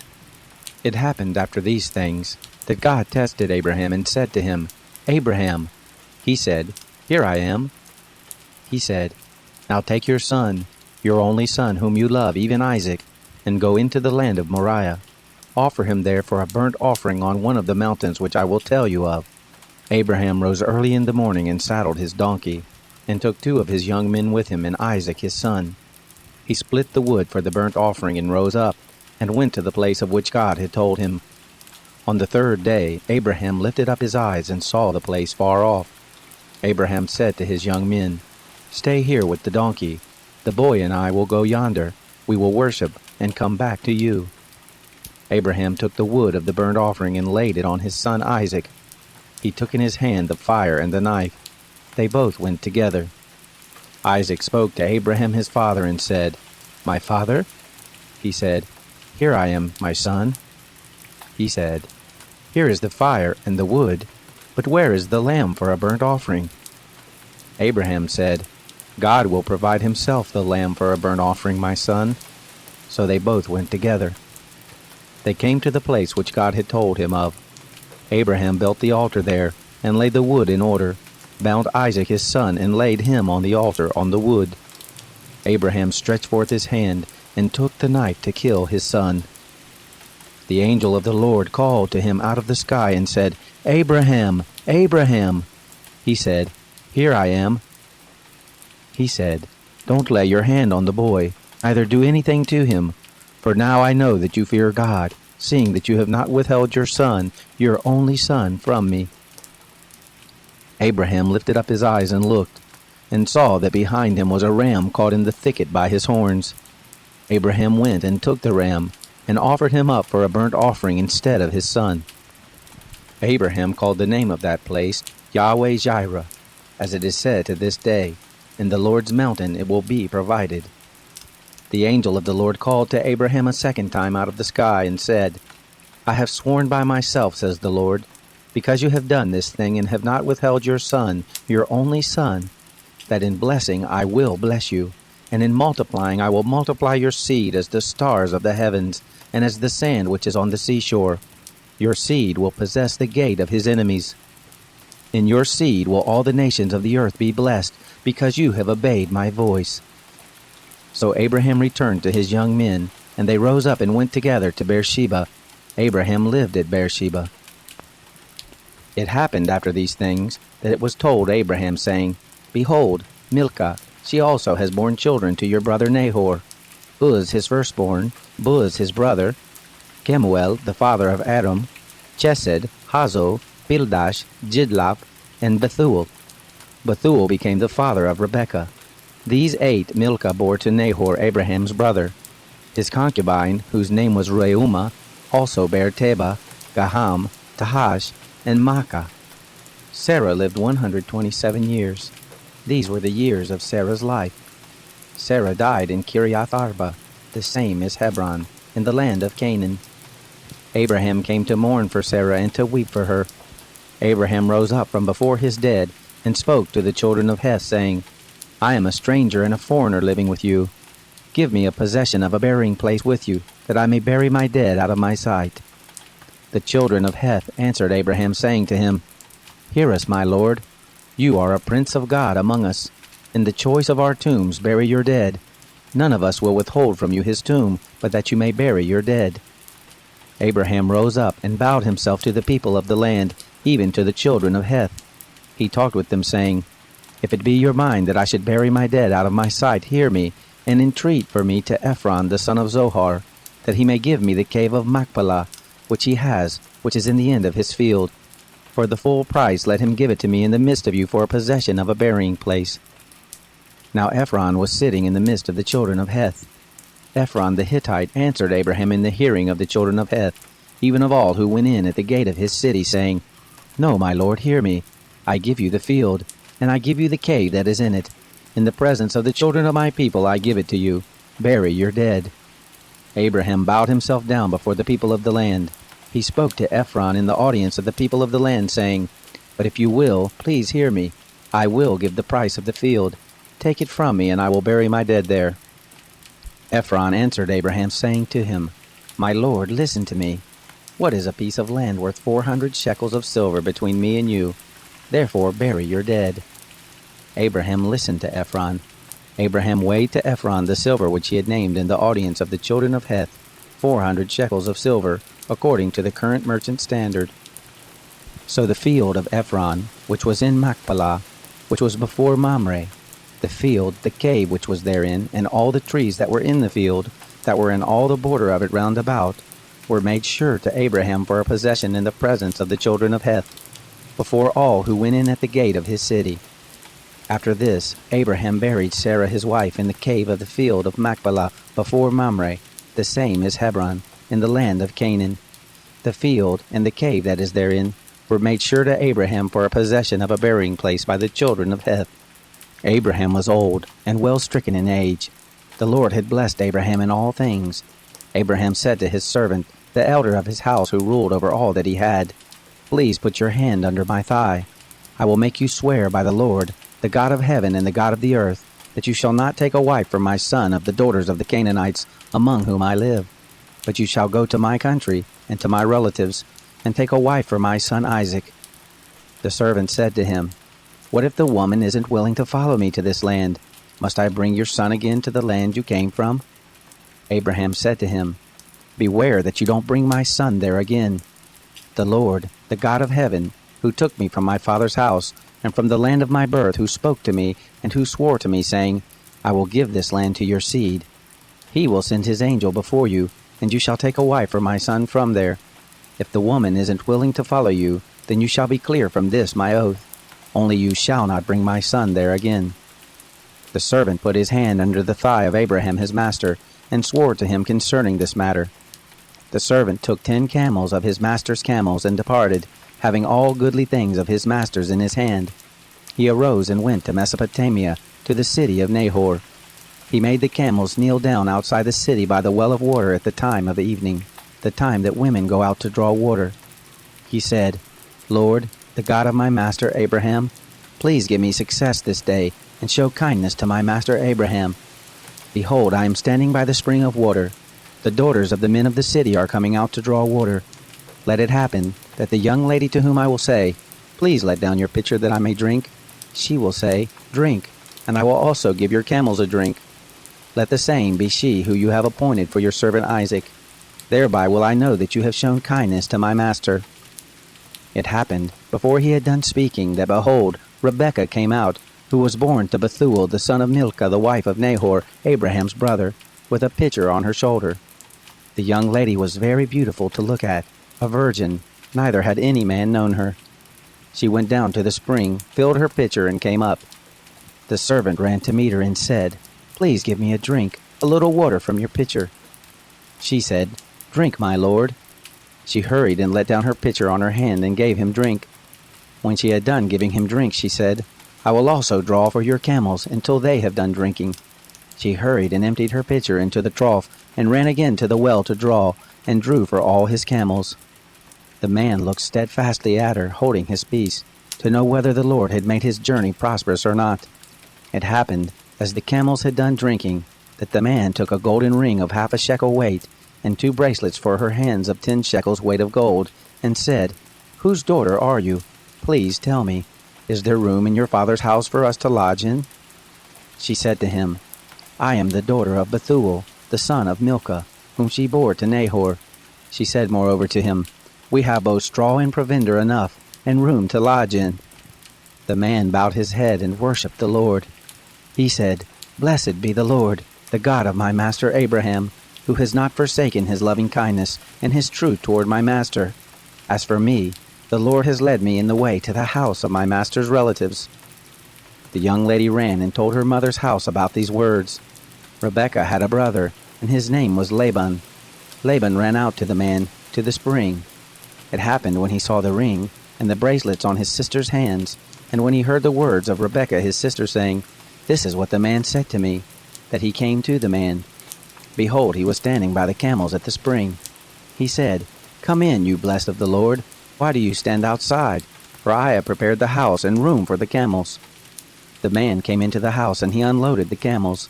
He gave straw and provender for the camels, and water to wash his feet, and the feet of the men who were with him. Food was set before him to eat, but he said, "I will not eat until I have told my message." He said, "Speak on." He said, "I am Abraham's servant. The Lord has blessed my master greatly. He has become great. He has given him flocks and herds, silver and gold, men servants and maidservants, and camels and donkeys. Sarah, my master's wife, bore a son to my master when she was old. He has given all that he has to him. My master made me swear, saying, 'You shall not take a wife for my son of the daughters of the Canaanites, in whose land I live, but you shall go to my father's house and to my relatives, and take a wife for my son.' I said to my master, 'What if the woman will not follow me?' He said to me, 'The Lord, before whom I walk, will send his angel with you, and prosper your way. You shall take a wife for my son of my relatives, and of my father's house. Then will you be clear from my oath when you come to my relatives. If they don't give her to you, you shall be clear from my oath.' I came this day to the spring, and said, 'Lord, the God of my master Abraham, if you now do prosper my way which I go, behold, I am standing by the spring of water. Let it happen, that the maiden who comes forth to draw, to whom I will say, Give me, I pray you, a little water from your pitcher to drink, she will tell me, Drink, and I also will draw for your camels. Let the same be the woman whom the Lord has appointed for my master's son.' Before I had done speaking in my heart, behold, Rebekah came forth with her pitcher on her shoulder. She went down to the spring and drew. I said to her, 'Please let me drink.' She hurried and let down her pitcher from her shoulder and said, 'Drink, and I will also give your camels a drink.' So I drank, and she made the camels drink also. I asked her and said, 'Whose daughter are you?' She said, 'The daughter of Bethuel, Nahor's son, whom Milcah bare to him.' I put the ring on her nose, and the bracelets on her hands. I bowed my head and worshipped the Lord, and blessed the Lord, the God of my master Abraham, who had led me in the right way, to take my master's brother's daughter for his son. Now if you will deal kindly and truly with my master, tell me. If not, tell me, that I may turn to the right hand or to the left." Then Laban and Bethuel answered, "The thing proceeds from the Lord. We can't speak to you bad or good. Behold, Rebekah is before you. Take her and go, and let her be your master's son's wife, as the Lord has spoken." It happened that when Abraham's servant heard their words, he bowed himself down to the earth to the Lord. The servant brought forth jewels of silver, and jewels of gold, and clothing, and gave them to Rebekah. He gave also to her brother and to her mother precious things. They ate and drank, he and the men who were with him, and stayed all night. They rose up in the morning, and he said, "Send me away to my master." Her brother and her mother said, "Let the young lady stay with us a few days, at least 10. After that she will go." He said to them, Don't hinder me, seeing the Lord has prospered my way. Send me away that I may go to my master." They said, "We will call the young lady and ask her." They called Rebekah and said to her, "Will you go with this man?" She said, "I will go." They sent away Rebekah their sister with her nurse, Abraham's servant, and his men. They blessed Rebekah and said to her, "Our sister, may you be the mother of thousands, of 10,000s, and let your seed possess the gate of those who hate them." Rebekah arose with her ladies. They rode on the camels and followed the man. The servant took Rebekah and went his way. Isaac came from the way of Beer-lahai-roi, for he lived in the land of the south. Isaac went out to meditate in the field at the evening.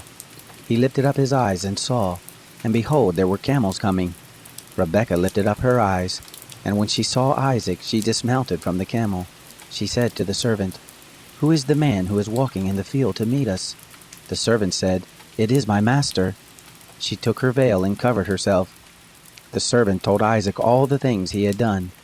Isaac brought her into his mother Sarah's tent and took Rebekah, and she became his wife. He loved her. Isaac was comforted after his mother's death. Abraham took another wife, and her name was Keturah. She bore him Zimran, Jokshan, Medan, Midian, Ishbak, and Shua. Jokshan became the father of Sheba and Dedan. The sons of Dedan were Asherim, Letishim, and Leomim. The sons of Midian, Ephah, Epher, Anak, Abida, and Eldaah. All these were the children of Keturah. Abraham gave all that he had to Isaac, but to the sons of the concubines who Abraham had, Abraham gave gifts. He sent them away from Isaac his son while he yet lived, eastward to the east country. These are the days of the years of Abraham's life which he lived, 175 years. Abraham gave up the spirit and died in a good old age, an old man and full of years, and was gathered to his people.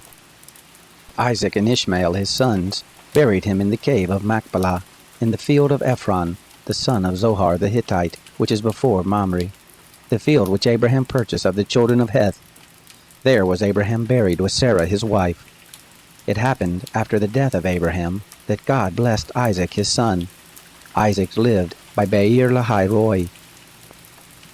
Now this is the history of the generations of Ishmael, Abraham's son, whom Hagar the Egyptian, Sarah's handmaid, bore to Abraham. These are the names of the sons of Ishmael by their names, according to the order of their birth. The firstborn of Ishmael, Nebaioth, then Kedar, Adbeel, Mibsam, Mishma, Duma, Massa, Hadad, Tema, Jetur, Naphish, and Kedemah. These are the sons of Ishmael, and these are their names, by their villages and by their encampments, 12 princes according to their nations. These are the years of the life of Ishmael, 137 years. He gave up the spirit and died, and was gathered to his people. They lived from Havilah to Shur, that is before Egypt, as you go toward Assyria. He lived opposite all his relatives. This is the history of the generations of Isaac, Abraham's son. Abraham became the father of Isaac. Isaac was 40 years old when he took Rebekah, the daughter of Bethuel the Syrian of Padan Aram, the sister of Laban the Syrian, to be his wife. Isaac entreated the Lord for his wife, because she was barren. The Lord was entreated by him, and Rebekah his wife conceived. The children struggled together within her. She said, "If it be so, why do I live?" She went to inquire of the Lord. The Lord said to her, "2 nations are in your womb. 2 peoples will be separated from your body. The one people will be stronger than the other people. The elder will serve the younger." When her days to be delivered were fulfilled, behold, there were twins in her womb. The first came out red all over like a hairy garment. They named him Esau. After that, his brother came out, and his hand had hold on Esau's heel. He was named Jacob. Isaac was 60 years old when she bore them. The boys grew. Esau was a skillful hunter, a man of the field. Jacob was a quiet man living in tents. Now Isaac loved Esau, because he ate his venison. Rebekah loved Jacob. Jacob boiled stew. Esau came in from the field, and he was famished. Esau said to Jacob, "Please feed me with that same red stew, for I am famished." Therefore his name was called Edom. Jacob said, "First, sell me your birthright." Esau said, "Behold, I am about to die. What good is the birthright to me?" Jacob said, "Swear to me first." He swore to him. He sold his birthright to Jacob. Jacob gave Esau bread and stew of lentils. He ate and drank, rose up, and went his way. So Esau despised his birthright.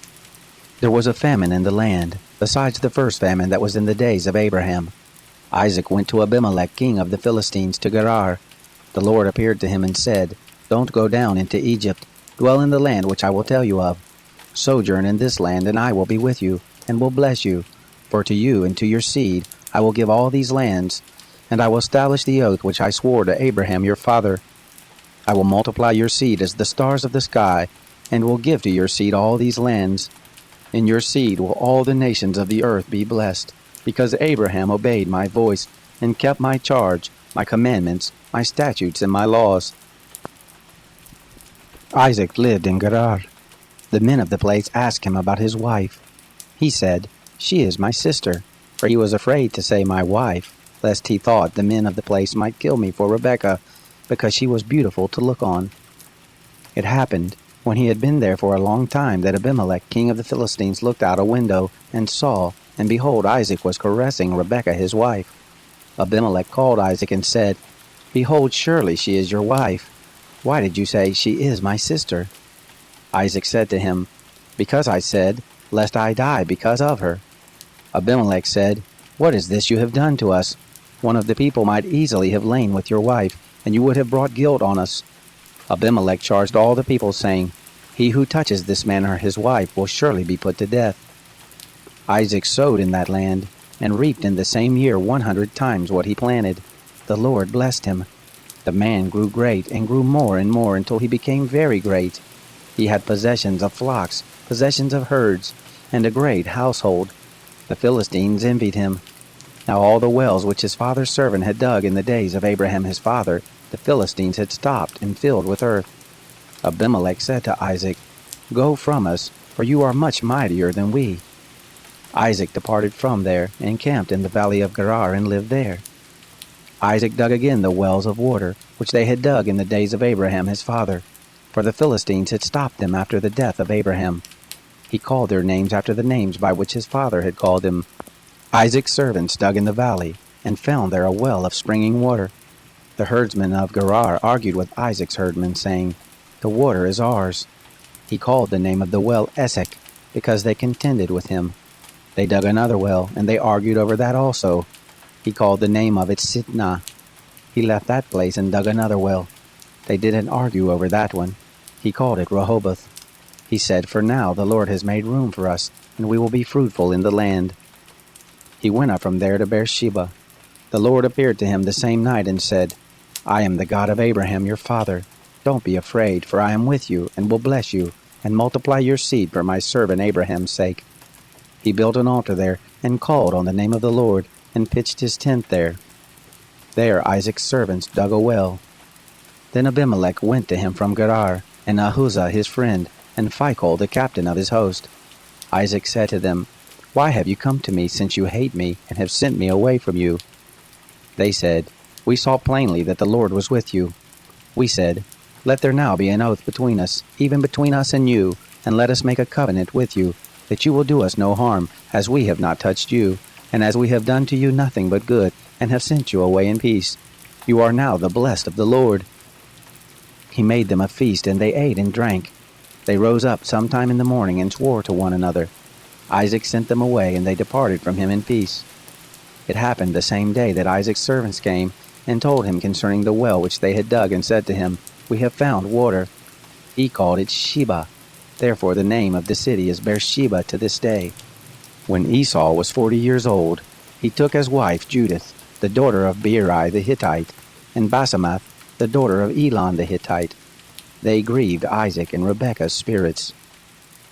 It happened that when Isaac was old and his eyes were dim, so that he could not see, he called Esau his elder son and said to him, "My son?" He said to him, "Here I am." He said, "See now, I am old. I don't know the day of my death. Now therefore please take your weapons, your quiver and your bow, and go out to the field and take me venison. Make me savory food such as I love, and bring it to me, that I may eat, and that my soul may bless you before I die." Rebekah heard when Isaac spoke to Esau his son. Esau went to the field to hunt for venison and to bring it. Rebekah spoke to Jacob her son, saying, "Behold, I heard your father speak to Esau your brother, saying, 'Bring me venison, and make me savory food that I may eat, and bless you before the Lord before my death. Now therefore, my son, obey my voice according to that which I command you. Go now to the flock, and get me from there 2 good kids of the goats. I will make them savory food for your father, such as he loves. You shall bring it to your father, that he may eat, so that he may bless you before his death.' Jacob said to Rebekah his mother, 'Behold, Esau my brother is a hairy man, and I am a smooth man. What if my father touches me? I will seem to him as a deceiver, and I would bring a curse on myself and not a blessing.' His mother said to him, 'Let your curse be on me, my son. Only obey my voice and go get them for me.' He went and got them, and brought them to his mother. His mother made savory food such as his father loved. Rebekah took the good clothes of Esau, her elder son, which were with her in the house, and put them on Jacob, her younger son. She put the skins of the kids of the goats on his hands, and on the smooth of his neck. She gave the savory food and the bread which she had prepared into the hand of her son Jacob. He came to his father and said, 'My father?' He said, 'Here I am. Who are you, my son?' Jacob said to his father, 'I am Esau, your firstborn. I have done what you asked me to do. Please arise, sit, and eat of my venison, that your soul may bless me.' Isaac said to his son, 'How is it that you found it so quickly, my son?' He said, 'Because the Lord your God gave me success.' Isaac said to Jacob, 'Please come near, that I may feel you, my son, whether you are really my son Esau or not.' Jacob went near to Isaac his father. He felt him and said, 'The voice is Jacob's voice, but the hands are the hands of Esau.' He didn't recognize him because his hands were hairy like his brother Esau's hands. So he blessed him. He said, 'Are you really my son Esau?' He said, 'I am.' He said, 'Bring it near to me, and I will eat of my son's venison, that my soul may bless you.' He brought it near to him, and he ate. He brought him wine, and he drank. His father Isaac said to him, 'Come near now and kiss me, my son.' He came near and kissed him. He smelled the smell of his clothing and blessed him and said, 'Behold, the smell of my son is as the smell of a field which the Lord has blessed. God give you of the dew of the sky, of the fatness of the earth, and plenty of grain and new wine. Let peoples serve you, nations bow down to you. Be lord over your brothers. Let your mother's sons bow down to you. Cursed be everyone who curses you. Blessed be everyone who blesses you.' It happened as soon as Isaac had made an end of blessing Jacob, and Jacob had just gone out from the presence of Isaac his father, that Esau his brother came in from his hunting. He also made savory food and brought it to his father. He said to his father, 'Let my father arise and eat of his son's venison, that your soul may bless me.' Isaac his father said to him, 'Who are you?' He said, 'I am your son, your firstborn Esau.' Isaac trembled violently and said, 'Who, then, is he who has taken venison and brought it to me? And I have eaten all of it before you came, and have blessed him. Yes, he will be blessed.' When Esau heard the words of his father, he cried with an exceeding great and bitter cry, and said to his father, 'Bless me, even me also, my father.' He said, 'Your brother came with deceit, and has taken away your blessing.' He said, 'Isn't he rightly named Jacob? For he has supplanted me these 2 times. He took away my birthright. See, now he has taken away my blessing.' He said, 'Haven't you reserved a blessing for me?' Isaac answered Esau, 'Behold, I have made him your lord, and all his brothers I have given to him for servants. With grain and new wine have I sustained him. What then will I do for you, my son?' Esau said to his father, 'Have you but one blessing, my father? Bless me, even me also, my father.' Esau lifted up his voice and wept. Isaac his father answered him, 'Behold, of the fatness of the earth will be your dwelling, and of the dew of the sky from above. By your sword will you live, and you will serve your brother. It will happen when you will break loose, that you shall shake his yoke from off your neck.' Esau hated Jacob because of the blessing with which his father blessed him. Esau said in his heart, 'The days of mourning for my father are at hand. Then I will kill my brother Jacob.' The words of Esau her elder son were told to Rebekah. She sent and called Jacob her younger son and said to him, 'Behold, your brother Esau comforts himself about you by planning to kill you. Now therefore, my son, obey my voice. Arise, flee to Laban my brother in Haran. Stay with him a few days until your brother's fury turns away, until your brother's anger turn away from you, and he forgets what you have done to him. Then I will send and get you from there. Why should I be bereaved of you both in one day?" Rebekah said to Isaac, "I am weary of my life because of the daughters of Heth.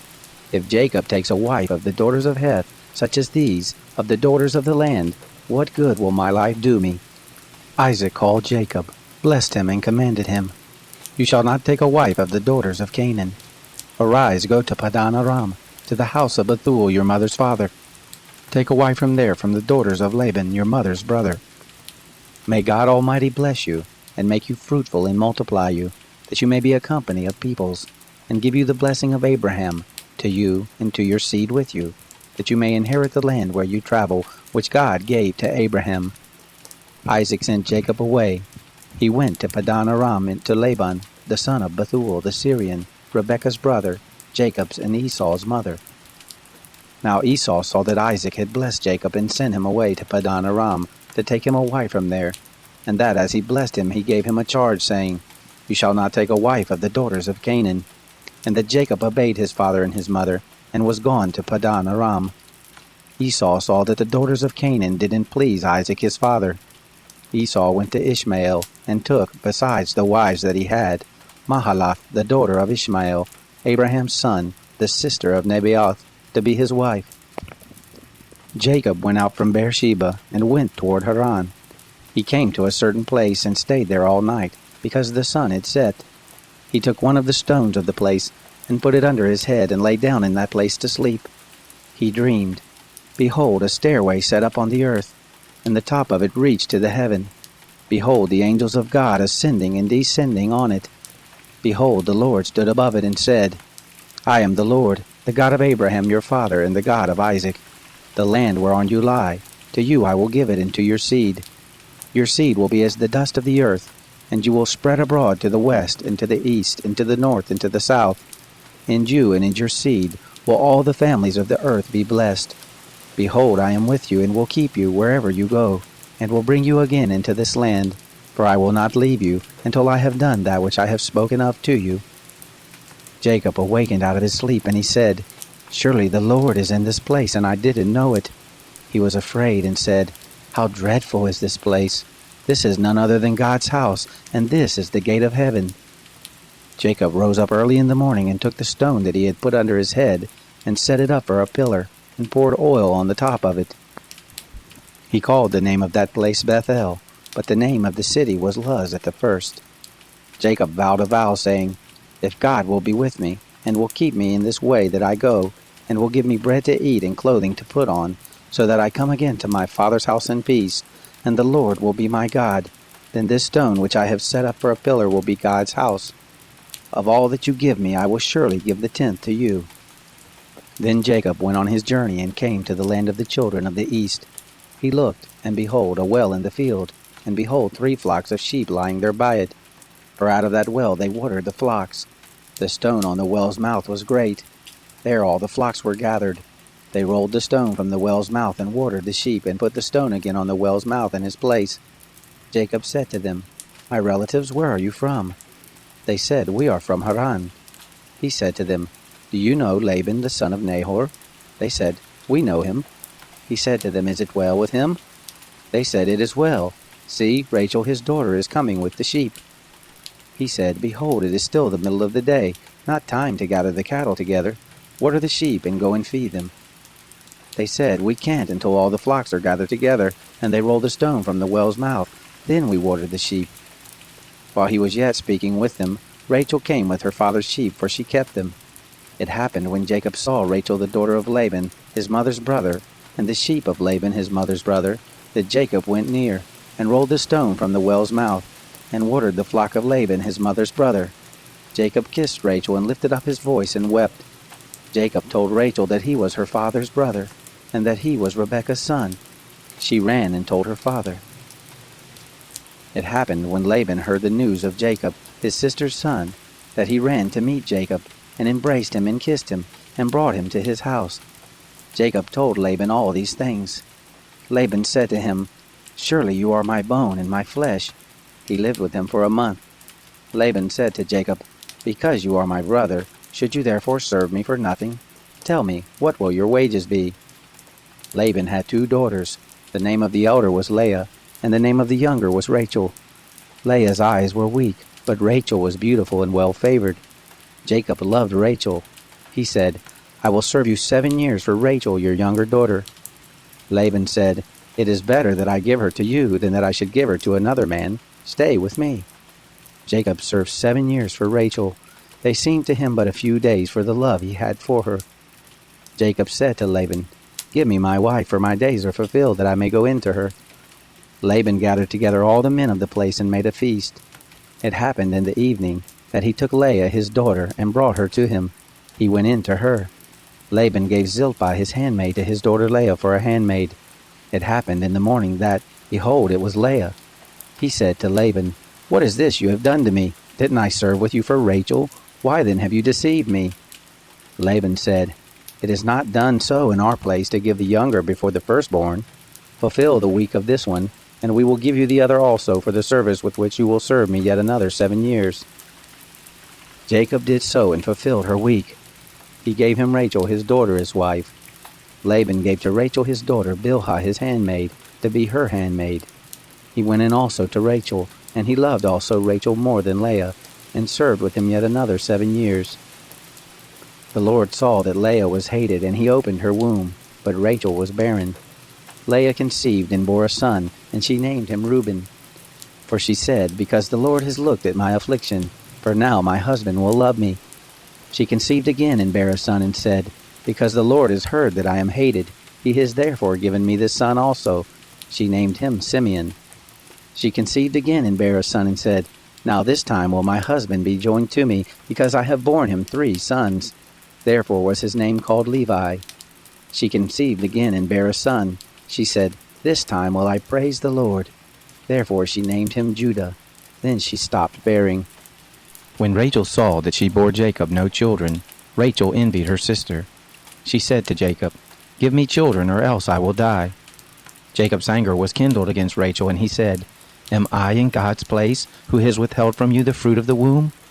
She said, "Behold, my maid Bilhah. Go in to her, that she may bear on my knees, and I also may obtain children by her." She gave him Bilhah her handmaid as wife, and Jacob went in to her. Bilhah conceived and bore Jacob a son. Rachel said, "God has judged me, and has also heard my voice, and has given me a son." Therefore she called his name Dan. Bilhah, Rachel's handmaid, conceived again, and bore Jacob a second son. Rachel said, "With mighty wrestlings have I wrestled with my sister, and have prevailed." She named him Naphtali. When Leah saw that she had finished bearing, she took Zilpah her handmaid, and gave her to Jacob as a wife. Zilpah, Leah's handmaid, bore Jacob a son. Leah said, "How fortunate!" She named him Gad. Zilpah, Leah's handmaid, bore Jacob a second son. Leah said, "Happy am I, for the daughters will call me happy." She named him Asher. Reuben went in the days of the wheat harvest and found mandrakes in the field, and brought them to his mother Leah. Then Rachel said to Leah, "Please give me some of your son's mandrakes." She said to her, "Is it a small matter that you have taken away my husband? Would you take away my son's mandrakes also?" Rachel said, "Therefore he will lie with you tonight for your son's mandrakes." Jacob came from the field in the evening, and Leah went out to meet him and said, "You must come in to me, for I have surely hired you with my son's mandrakes." He lay with her that night. God listened to Leah, and she conceived and bore Jacob a 5th son. Leah said, "God has given me my hire, because I gave my handmaid to my husband." She named him Issachar. Leah conceived again and bore a 6th son to Jacob. Leah said, "God has endowed me with a good dowry. Now my husband will live with me, because I have borne him 6 sons. She named him Zebulun. Afterwards she bore a daughter, and named her Dinah. God remembered Rachel, and God listened to her and opened her womb. She conceived and bore a son, and said, "God has taken away my reproach." She named him Joseph, saying, "May the Lord add another son to me." It happened when Rachel had borne Joseph, that Jacob said to Laban, "Send me away, that I may go to my own place and to my own country. Give me my wives and my children, for whom I have served you, and let me go. For you know my service with which I have served you." Laban said to him, "If now I have found favor in your eyes, stay here, for I have divined that the Lord has blessed me for your sake." He said, "Appoint me your wages, and I will give it." He said to him, You know how I have served you, and how your cattle have fared with me. For it was little which you had before I came, and it is increased to a multitude. The Lord has blessed you wherever I turned. Now when will I provide for my own house also?" He said, "What shall I give you?" Jacob said, "You shall not give me anything. If you will do this thing for me, I will again feed your flock and keep it. I will pass through all your flock today, removing from there every speckled and spotted one, and every black one among the sheep, and the spotted and speckled among the goats.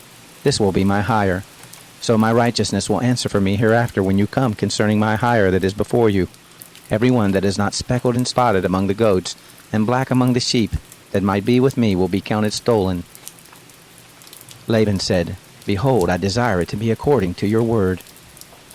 That day he removed the male goats that were streaked and spotted, and all the female goats that were speckled and spotted, every one that had white in it, and all the black ones among the sheep, and gave them into the hand of his sons. He set 3 days' journey between himself and Jacob fed the rest of Laban's flocks. Jacob took to himself rods of fresh poplar, almond, plane tree, peeled white streaks in them, and made the white appear which was in the rods. He set the rods which he had peeled opposite the flocks in the gutters and the watering troughs where the flocks came to drink. They conceived when they came to drink. The flocks conceived before the rods, and the flocks brought forth streaked, speckled, and spotted. Jacob separated the lambs and set the faces of the flocks toward the streaked, and all the black in the flock of Laban, and he put his own droves apart, and didn't put them into Laban's flock. It happened, whenever the stronger of the flock conceived, that Jacob laid the rods before the eyes of the flock in the gutters, that they might conceive among the rods. But when the flock were feeble, he didn't put them in. So the feebler were Laban's, and the stronger Jacob's. The man increased exceedingly, and had large flocks, maidservants and menservants, and camels and donkeys. He heard the words of Laban's son, saying, "Jacob has taken away all that was our father's. From that which was our father's has he gotten all his wealth." Jacob saw the expression on Laban's face, and behold, it was not toward him as before. The Lord said to Jacob, "Return to the land of your fathers and to your relatives, and I will be with you." Jacob sent and called Rachel and Leah to the field to his flock, and said to them, "I see the expression on your father's face, that it is not toward me as before, but the God of my father has been with me. You know that I have served your father with all of my strength. Your father has deceived me and changed my wages 10 times, but God didn't allow him to hurt me. If he said this, the speckled will be your wages, then all the flock bore speckled. If he said this, the streaked will be your wages, then all the flock bore streaked. Thus God has taken away the cattle of your father and given them to me.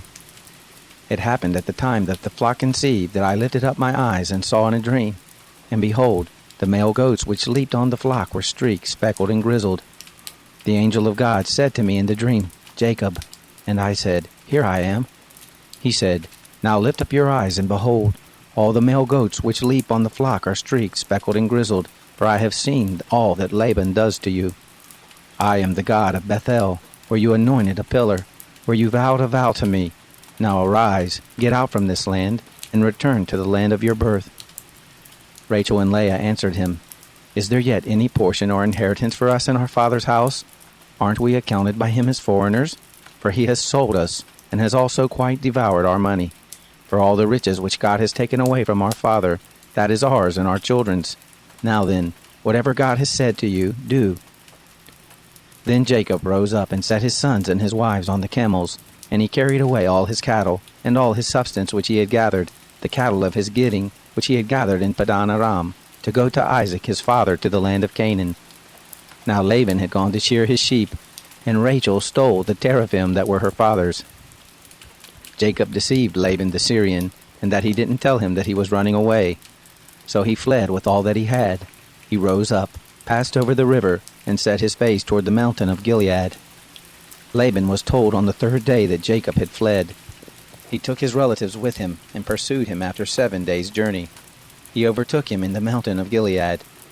God came to Laban the Syrian in a dream of the night, and said to him, 'Take heed to yourself that you don't speak to Jacob either good or bad.' Laban caught up with Jacob. Now Jacob had pitched his tent in the mountain, and Laban with his relatives encamped in the mountain of Gilead. Laban said to Jacob, 'What have you done that you have deceived me, and carried away my daughters like captives of the sword?' Why did you flee secretly and deceive me and didn't tell me, that I might have sent you away with mirth, and with songs, with tambourine, and with harp, and didn't allow me to kiss my sons and my daughters? Now have you done foolishly. It is in the power of my hand to hurt you, but the God of your father spoke to me last night, saying, Take heed to yourself that you don't speak to Jacob either good or bad. Now you want to be gone, because you longed after your father's house. But why have you stolen my gods? Jacob answered Laban, Because I was afraid, for I said, Lest you should take your daughters from me by force. With whoever you find your gods, he shall not live. Before our relatives, discern what is yours with me and take it. For Jacob didn't know that Rachel had stolen them. Laban went into Jacob's tent, into Leah's tent, and into the tent of the two maidservants, but he didn't find them. He went out of Leah's tent and entered into Rachel's tent. Now Rachel had taken the teraphim, put them in the camel's saddle, and sat on them. Laban felt all about the tent, but didn't find them. She said to her father, Don't let my lord be angry that I can't rise up before you, for the manner of woman is on me. He searched, but didn't find the teraphim. Jacob was angry and argued with Laban. Jacob answered Laban, What is my trespass? What is my sin that you have hotly pursued after me? Now that you have felt around in all my stuff, what have you found of all your household stuff? Set it here before my relatives and your relatives, that they may judge between us two. These 20 years have I been with you. Your ewes and your female goats have not cast their young, and I haven't eaten the rams of your flocks. That which was torn of animals I didn't bring to you. I bore the loss of it. Of my hand you required it, whether stolen by day or stolen by night. Thus I was, in the day the drought consumed me, and the frost by night, and my sleep fled from my eyes. These 20 years have I been in your house. I served you 14 years for your 2 daughters, and 6 years for your flock, and you have changed my wages 10 times. Unless the God of my father, the God of Abraham, and the fear of Isaac had been with me, surely now you would have sent me away empty. God has seen my affliction and the labor of my hands, and rebuked you last night. Laban answered Jacob, The daughters are my daughters, the children are my children, the flocks are my flocks, and all that you see is mine. And what can I do this day to these my daughters, or to their children whom they have borne? Now come, let us make a covenant, you and I, and let it be for a witness between me and you. Jacob took a stone and set it up for a pillar. Jacob said to his relatives, Gather stones. They took stones and made a heap. They ate there by the heap. Laban called it Jegar Sahadutha, but Jacob called it Galid. Laban said, This heap is witness between me and you this day. Therefore it was named Galid and Mizpah, for he said, The Lord watch between me and you when we are absent from one another. If you will afflict my daughters, and if you will take wives besides my daughters, no man is with us. Behold, God is witness between me and you. Laban said to Jacob, See this heap, and see the pillar which I have set between me and you. May this heap be a witness, and the pillar be a witness, that I will not pass over this heap to you, and that you will not pass over this heap and this pillar to me for harm. The God of Abraham, and the God of Nahor, the God of their father, judge between us. Then Jacob swore by the fear of his father Isaac. Jacob offered a sacrifice in the mountain, and called his relatives to eat bread. They ate bread and stayed all night in the mountain. Early in the morning, Laban rose up and kissed his sons and his daughters, and blessed them. Laban departed and returned to his place. Jacob went on his way, and the angels of God met him. When he saw them, Jacob said, This is God's host. He called the name of that place Mahanaim. Jacob sent messengers in front of him to Esau his brother, to the land of Seir, the field of Edom. He commanded them, saying, This is what you shall tell my lord Esau. This is what your servant Jacob says. I have lived as a foreigner with Laban and stayed until now. I have oxen, donkeys, flocks, men servants, and maidservants. I have sent to tell my lord, that I may find favor in your sight. The messengers returned to Jacob, saying, We came to your brother Esau. Not only that, but he comes to meet you, and 400 men with him. Then Jacob was greatly afraid and was distressed, and he divided the people who were with him and the flocks and the herds and the camels into 2 companies, and he said, If Esau comes to the one company and strikes it, then the company which is left will escape. Jacob said, God of my father Abraham, and God of my father Isaac, O Lord, who said to me, Return to your country and to your relatives, and I will do you good. I am not worthy of the least of all the loving kindnesses, and of all the truth, which you have shown to your servant. For with just my staff I passed over this Jordan, and now have become two companies. Please deliver me from the hand of my brother, from the hand of Esau, for I fear him, lest he come and strike me, and the mothers with the children. You said, I will surely do you good, and make your seed as the sand of the sea, which can't be numbered because there are so many. He lodged there that night, and took from that which he had with him a present for Esau his brother, 200 female goats and 20 male goats, 200 ewes and 20 rams, 30 milk camels and their colts, 40 cows, 10 bulls, 20 she-donkeys, and 10 foals. He delivered them into the hands of his servants, every herd by itself, and said to his servants, Pass over before me and put a space between herd and herd. He commanded the foremost, saying, When Esau my brother meets you and asks you, saying, Whose are you? Where are you going? Whose are these before you? Then you shall say, They are your servant Jacob's. It is a present sent to my lord Esau. Behold, he also is behind us. He commanded also the second and the third, and all that followed the herd, saying, This is how you shall speak to Esau when you find him. You shall say, Not only that, but behold, your servant Jacob is behind us. For he said, I will appease him with the present that goes before me, and afterward I will see his face. Perhaps he will accept me. So the present passed over before him, and he lodged himself that night in the camp. He rose up that night and took his 2 wives, and his 2 handmaids, and his 11 sons, and passed over the ford of the Jabbok. He took them and sent them over the stream, and sent over that which he had. Jacob was left alone, and wrestled with a man there until the breaking of the day.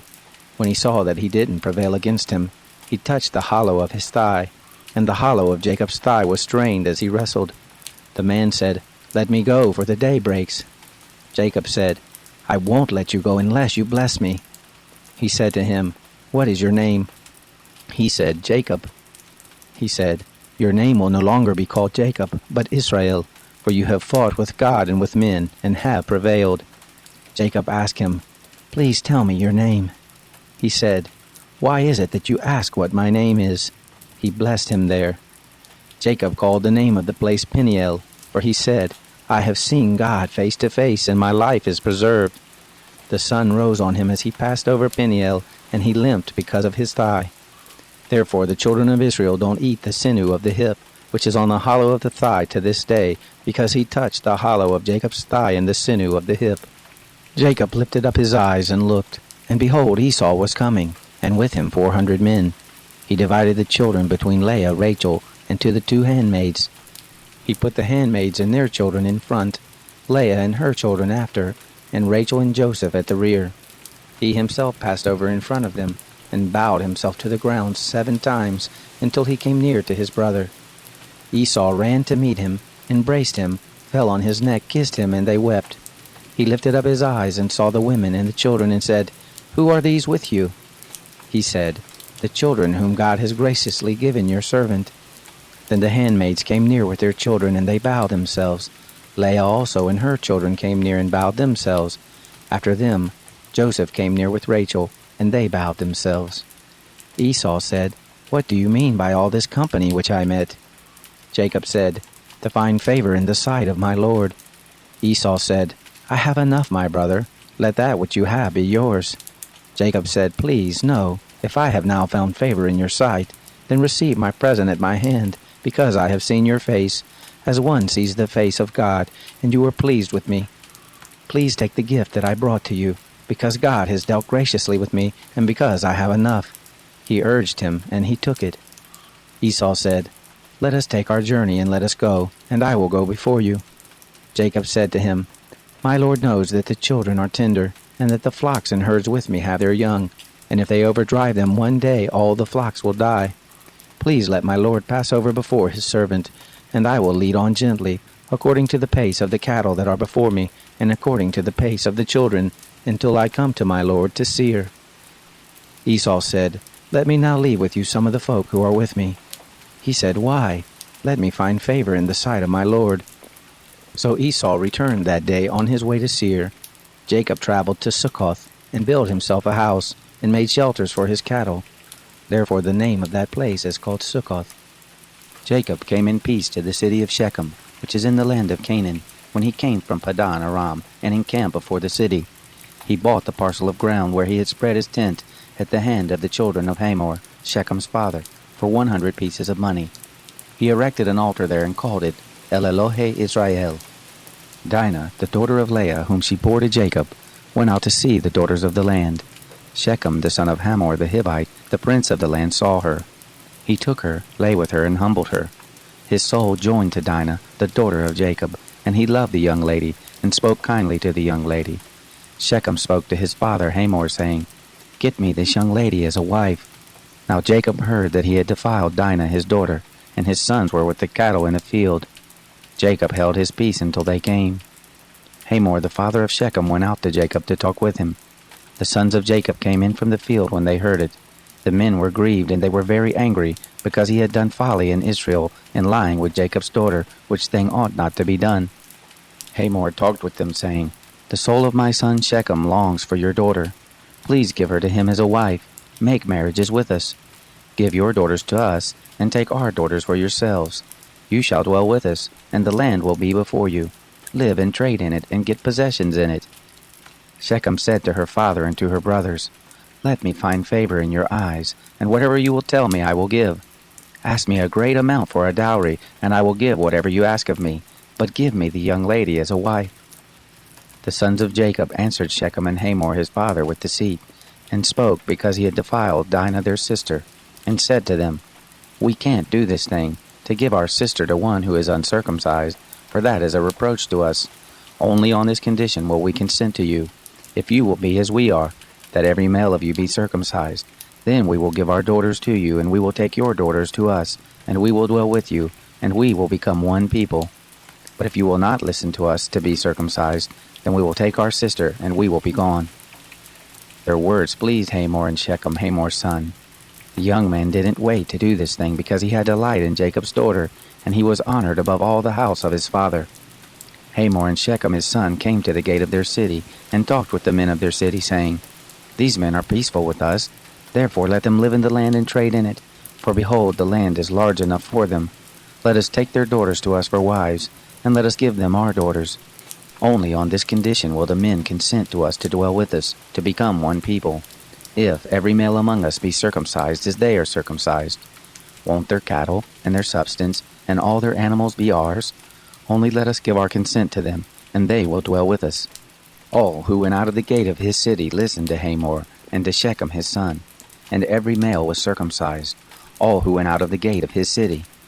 It happened on the third day, when they were sore, that two of Jacob's sons, Simeon and Levi, Dinah's brothers, each took his sword, and came upon the unsuspecting city, and killed all the males.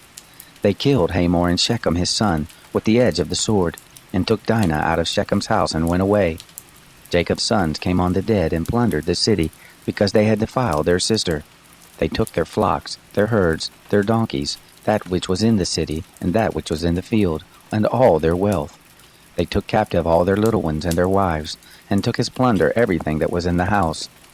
Jacob said to Simeon and Levi, "You have troubled me, to make me odious to the inhabitants of the land, among the Canaanites and the Perizzites. I am few in number. They will gather themselves together against me and strike me, and I will be destroyed, I and my house." They said, "Should he deal with our sister as with a prostitute?" God said to Jacob, "Arise, go up to Bethel and live there. Make there an altar to God, who appeared to you when you fled from the face of Esau your brother." Then Jacob said to his household and to all who were with him, "Put away the foreign gods that are among you. Purify yourselves, change your garments. Let us arise and go up to Bethel. I will make there an altar to God, who answered me in the day of my distress, and was with me in the way which I went." They gave to Jacob all the foreign gods which were in their hands, and the rings which were in their ears, and Jacob hid them under the oak which was by Shechem. They traveled, and a terror of God was on the cities that were round about them, and they didn't pursue the sons of Jacob. So Jacob came to Luz, which is in the land of Canaan, the same as Bethel, he and all the people who were with him. He built an altar there and called the place El Bethel, because there was God revealed to him, when he fled from the face of his brother. Deborah, Rebekah's nurse, died, and she was buried below Bethel under the oak, and the name of it was called Alon Bakuth. God appeared to Jacob again when he came from Padan Aram and blessed him. God said to him, "Your name is Jacob. Your name shall not be Jacob any more, but your name will be Israel." He named him Israel. God said to him, I am God Almighty. Be fruitful and multiply. A nation and a company of nations will be from you, and kings will come out from your loins. The land which I gave to Abraham and Isaac I will give it to you, and to your seed after you will I give the land. God went up from him in the place where he spoke with him. Jacob set up a pillar in the place where he spoke with him, a pillar of stone. He poured out a drink offering on it, and poured oil on it. Jacob called the name of the place where God spoke with him Bethel. They traveled from Bethel. There was still some distance to come to Ephrath, and Rachel travailed. She had hard labor. It happened that, when she was in hard labor, that the midwife said to her, Don't be afraid, for now you will have another son. It happened, as her soul was departing, for she died, that she named him Benoni, but his father called him Benjamin. Rachel died and was buried in the way to Ephrath, the same as Bethlehem. Jacob set up a pillar on her grave. The same is the pillar of Rachel's grave to this day. Israel traveled, and spread his tent beyond the tower of Eder. It happened, while Israel lived in that land, that Reuben went and lay with Bilhah, his father's concubine, and Israel heard of it. Now the sons of Jacob were 12, the sons of Leah, Reuben, Jacob's firstborn, Simeon, Levi, Judah, Issachar, and Zebulun. The sons of Rachel, Joseph and Benjamin. The sons of Bilhah, Rachel's handmaid, Dan and Naphtali. The sons of Zilpah, Leah's handmaid, Gad and Asher. These are the sons of Jacob, who were born to him in Padan Aram. Jacob came to Isaac his father, to Mamre, to Kiriath Arba, the same as Hebron, where Abraham and Isaac lived as foreigners. The days of Isaac were 180 years. Isaac gave up the spirit and died, and was gathered to his people, old and full of days. Esau and Jacob his sons buried him. Now this is the history of the generations of Esau. The same is Edom. Esau took his wives from the daughters of Canaan. Adah, the daughter of Elon the Hittite, and Oholibamah, the daughter of Anah, the daughter of Zibeon the Hivite, and Basemath, Ishmael's daughter, the sister of Nebaioth.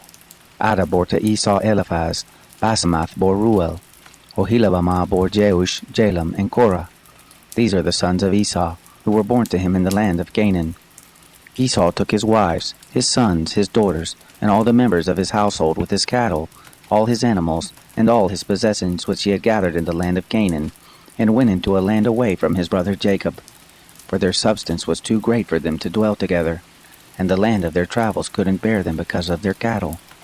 Esau lived in the hill country of Seir. Esau is Edom. This is the history of the generations of Esau, the father of the Edomites in the hill country of Seir.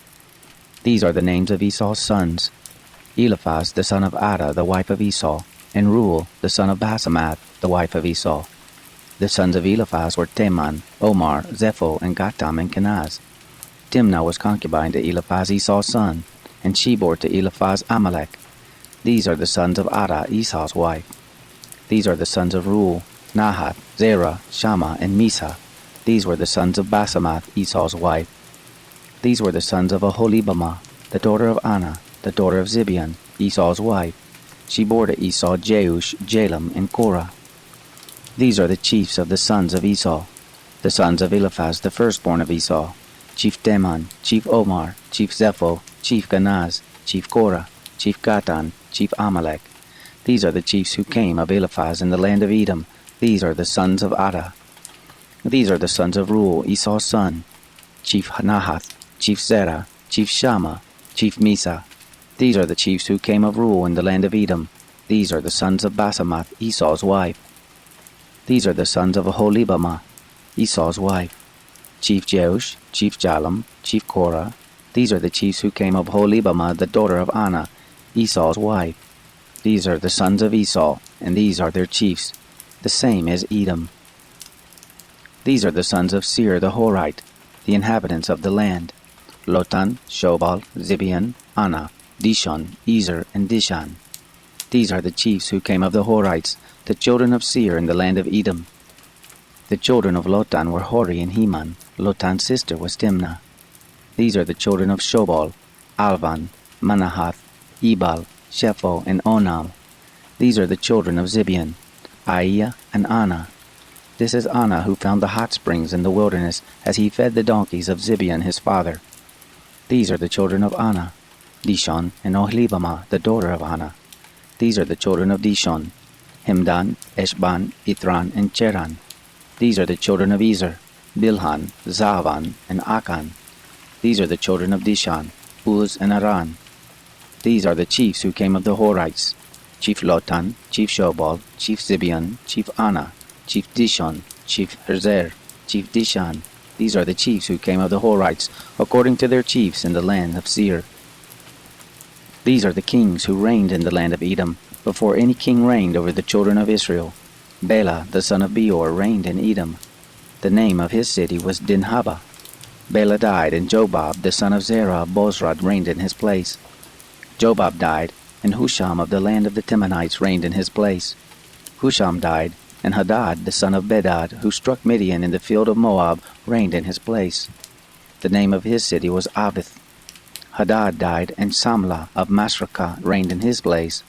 Samlah died, and Shaul of Rehoboth by the river reigned in his place. Shaul died, and Baal-Hanan, the son of Achbor, reigned in his place. Baal-Hanan, the son of Achbor, died, and Hadar reigned in his place. The name of his city was Baal. His wife's name was Mehetabel, the daughter of Matred, the daughter of Mezahab. These are the names of the chiefs who came from Esau, according to their families, after their places and by their names: Chief Timnah, Chief Alva, Chief Jethreth, Chief Oholibamah, Chief Elah, Chief Pinon, Chief Kenaz, Chief Teman, Chief Mibsar, Chief Magdiel, and Chief Iram. These are the chiefs of Edom, according to their habitations in the land of their possession.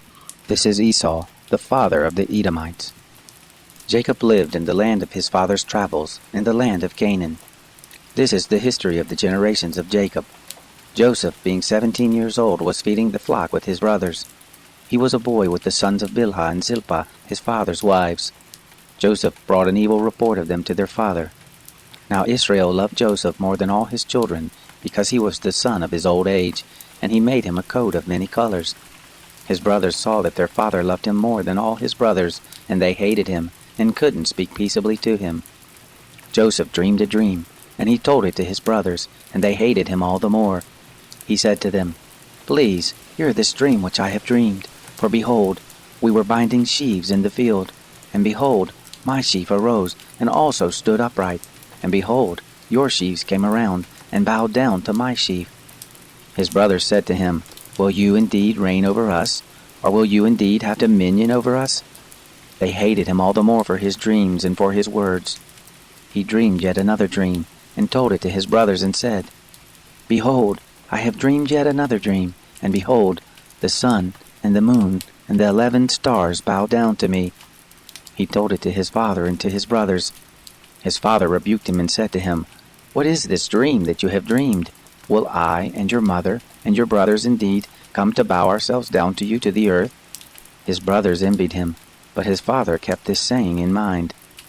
His brothers went to feed their father's flock in Shechem. Israel said to Joseph, "Aren't your brothers feeding the flock in Shechem? Come, and I will send you to them." He said to him, "Here I am." He said to him, "Go now, see whether it is well with your brothers, and well with the flock, and bring me word again." So he sent him out of the valley of Hebron, and he came to Shechem. A certain man found him, and behold, he was wandering in the field. And the man asked him, saying, "What are you looking for?" He said, "I am looking for my brothers. Tell me, please, where they are feeding the flock." The man said, "They have left here, for I heard them say, 'Let us go to Dothan.'" Joseph went after his brothers and found them in Dothan. They saw him afar off, and before he came near to them, they conspired against him to kill him. They said one to another, "Behold, this dreamer comes.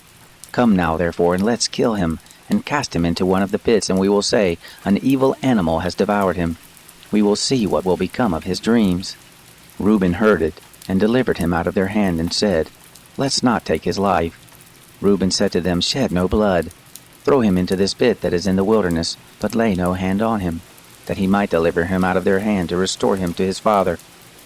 It happened, when Joseph came to his brothers, that they stripped Joseph of his coat, the coat of many colors that was on him, and they took him, and threw him into the pit. The pit was empty, there was no water in it. They sat down to eat bread, and they lifted up their eyes and looked, and saw a caravan of Ishmaelites was coming from Gilead, with their camels bearing spices, and balm and myrrh, going to carry it down to Egypt. Judah said to his brothers, "What profit is it if we kill our brother and conceal his blood?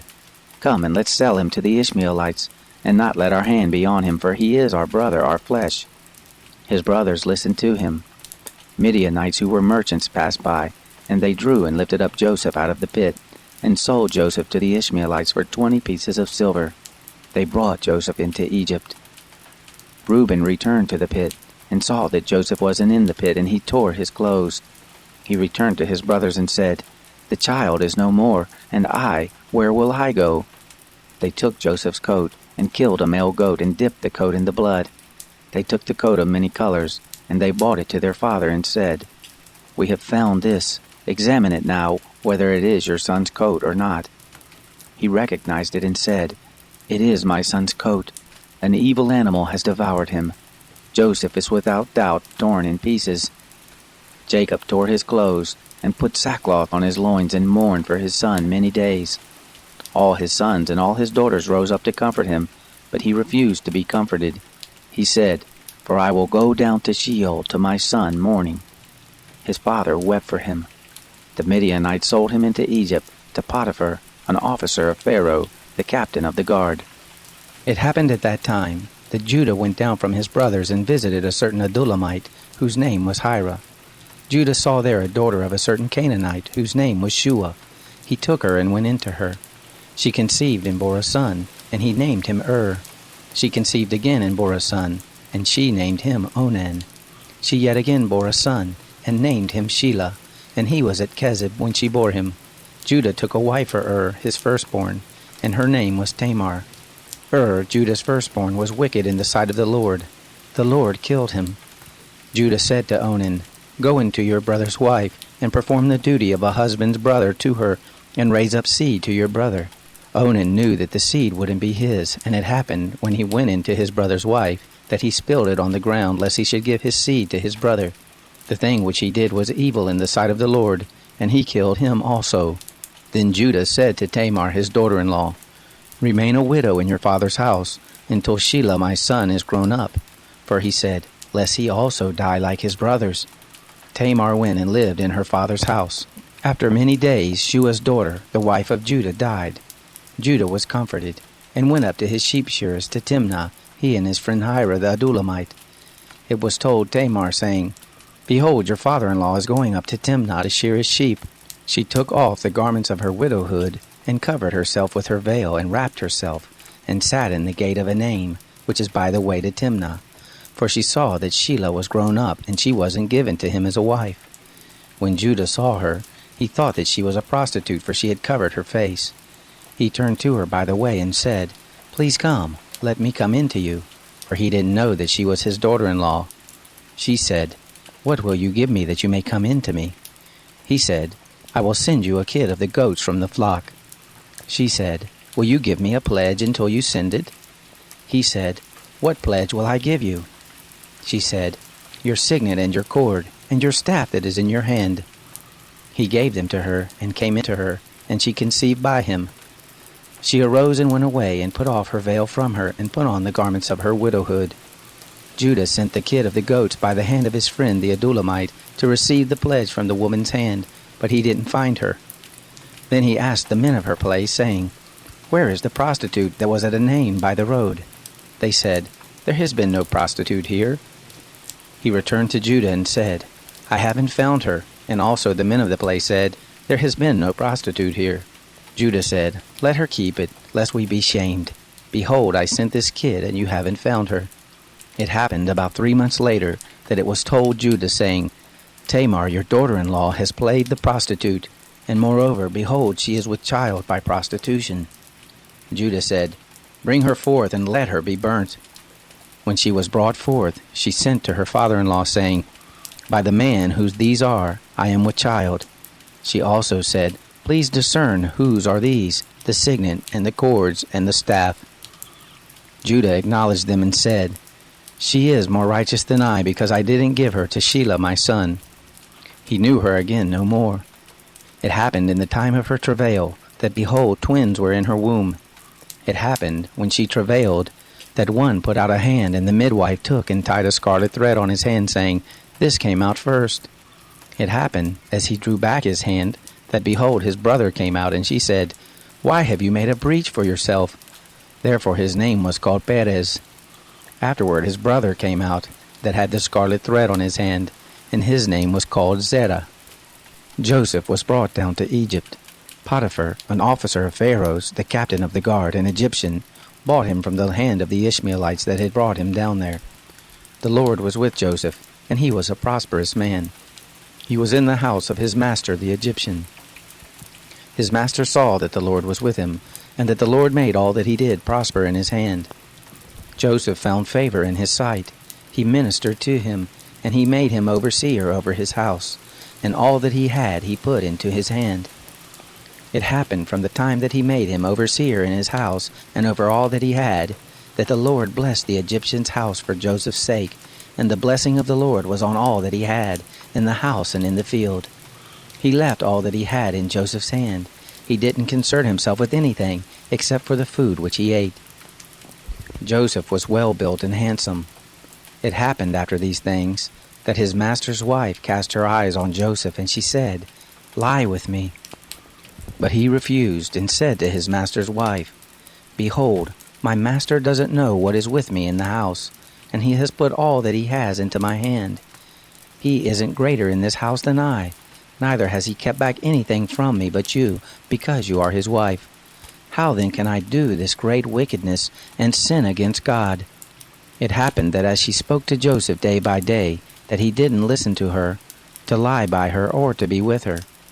It happened about this time that he went into the house to do his work, and there were none of the men of the house inside. She caught him by his garment, saying, Lie with me. He left his garment in her hand and ran outside. It happened, when she saw that he had left his garment in her hand and had run outside, that she called to the men of her house, and spoke to them, saying, Behold, he has brought in a Hebrew to us to mock us.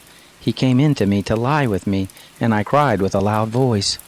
It happened, when he heard that I lifted up my voice and cried, that he left his garment by me and ran outside. She laid up his garment by her until his master came home. She spoke to him according to these words, saying, The Hebrew servant whom you have brought to us came in to me to mock me, and it happened as I lifted up my voice and cried, that he left his garment by me and ran outside. It happened, when his master heard the words of his wife which she spoke to him, saying, This is what your servant did to me, that his wrath was kindled. Joseph's master took him and put him into the prison, the place where the king's prisoners were bound, and he was there in custody. But the Lord was with Joseph and showed kindness to him, and gave him favor in the sight of the keeper of the prison. The keeper of the prison committed to Joseph's hand all the prisoners who were in the prison. Whatever they did there, he was the doer of it. The keeper of the prison didn't look after anything that was under his hand, because the Lord was with him, and that which he did, the Lord made it prosper. It happened after these things, that the butler of the king of Egypt and his baker offended their lord the king of Egypt. Pharaoh was angry with his 2 officers, the chief cupbearer and the chief baker. He put them in custody in the house of the captain of the guard, into the prison, the place where Joseph was bound. The captain of the guard assigned them to Joseph, and he took care of them. They stayed in prison many days. They both dreamed a dream, each man his dream in one night, each man according to the interpretation of his dream, the cupbearer and the baker of the king of Egypt, who were bound in the prison. Joseph came to them in the morning and saw them, and saw that they were sad. He asked Pharaoh's officers who were with him in custody in his master's house, saying, Why do you look so sad today? They said to him, We have dreamed a dream, and there is no one who can interpret it. Joseph said to them, Don't interpretations belong to God? Please tell it to me. The chief cupbearer told his dream to Joseph and said to him, In my dream, behold, a vine was in front of me, and in the vine were 3 branches. It was as though it budded, its blossoms shot forth, and the clusters of it brought forth ripe grapes.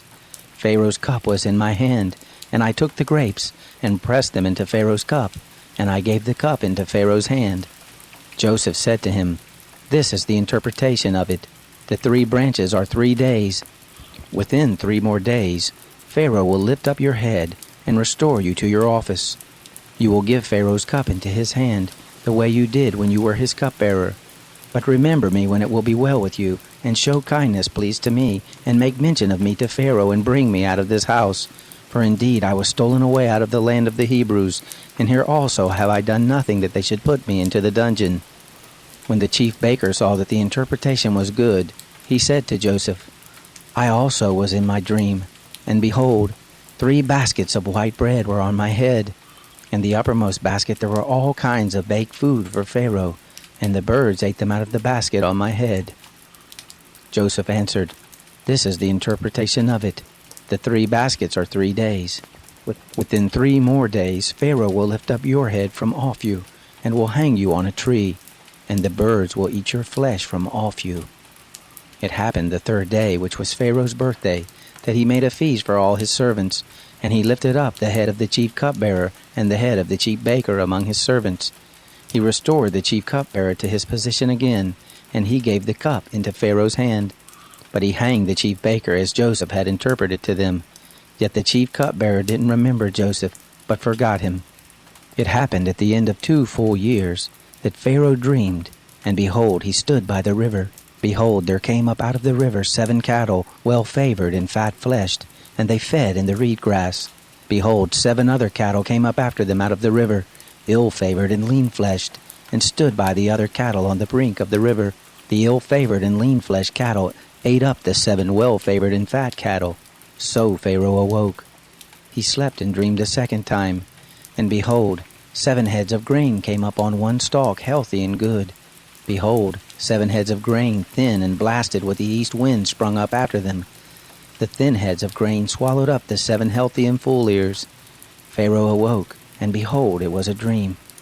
It happened in the morning that his spirit was troubled, and he sent and called for all the magicians of Egypt, and all the wise men of it. Pharaoh told him his dream, but there was no one who could interpret them to Pharaoh. Then the chief cupbearer spoke to Pharaoh, saying, "I remember my faults today. Pharaoh was angry with his servants, and put me in custody in the house of the captain of the guard, me and the chief baker.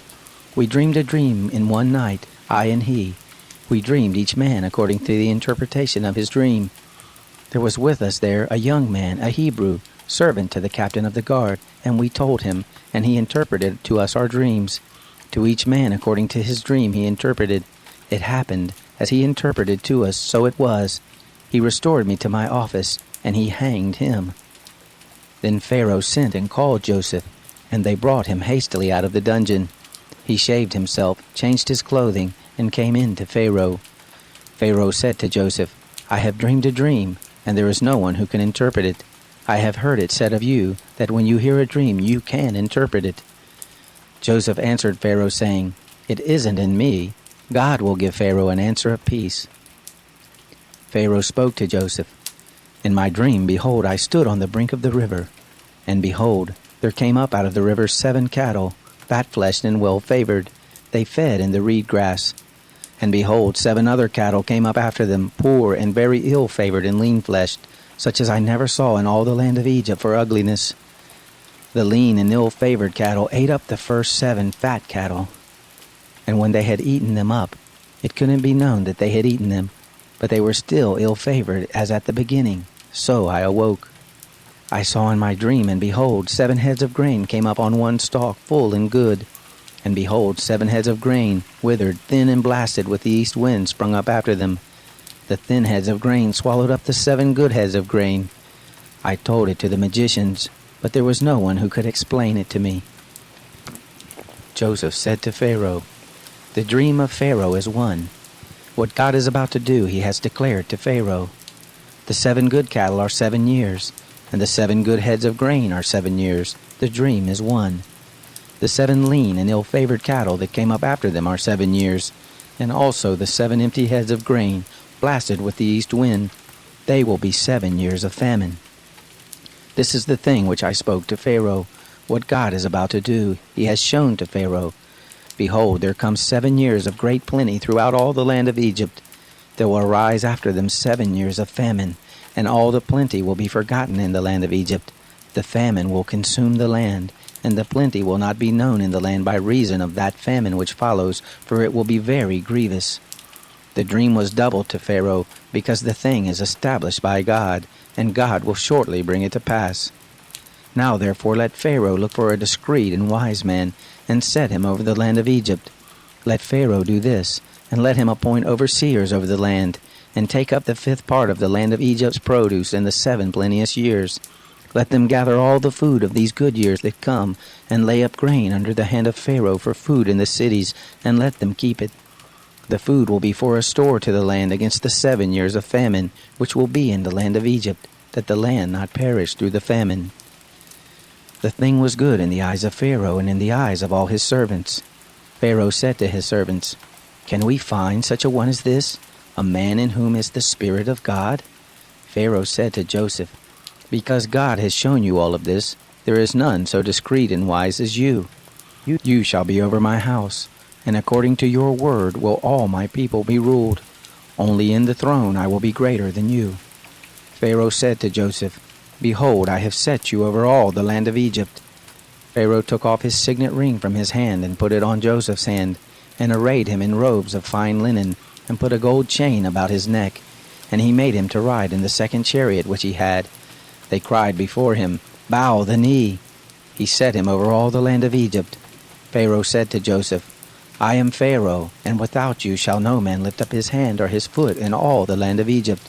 Pharaoh called Joseph's name Zaphanath-Paneah, and he gave him Asenath, the daughter of Potiphera, priest of On, as a wife.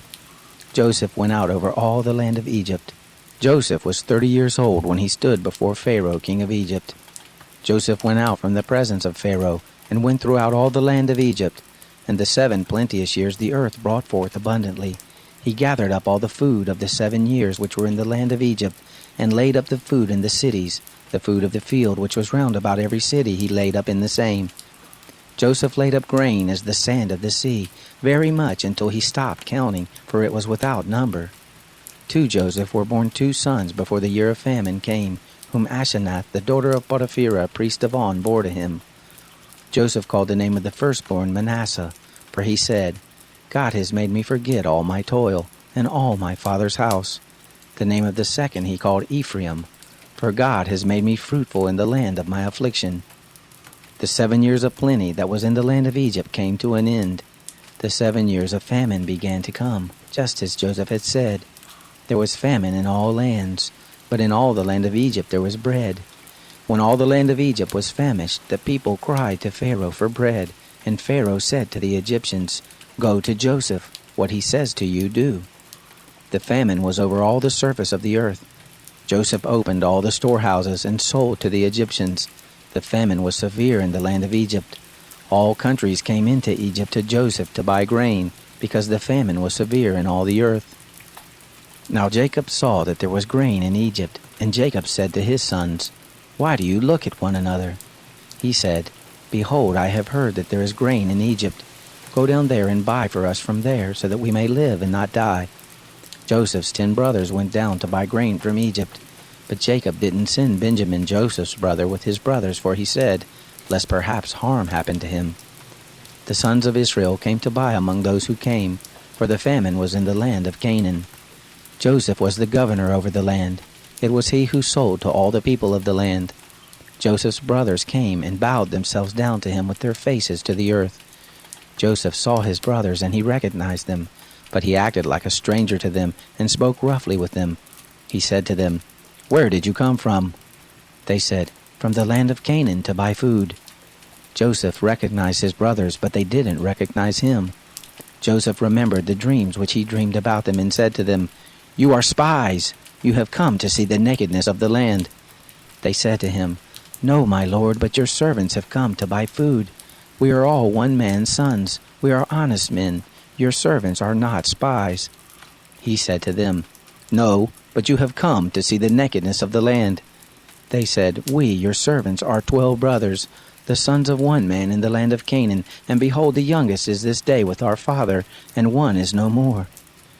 Joseph said to them, "It is like I told you, saying, you are spies. Hereby you shall be tested. By the life of Pharaoh you shall not go forth from here, unless your youngest brother come here.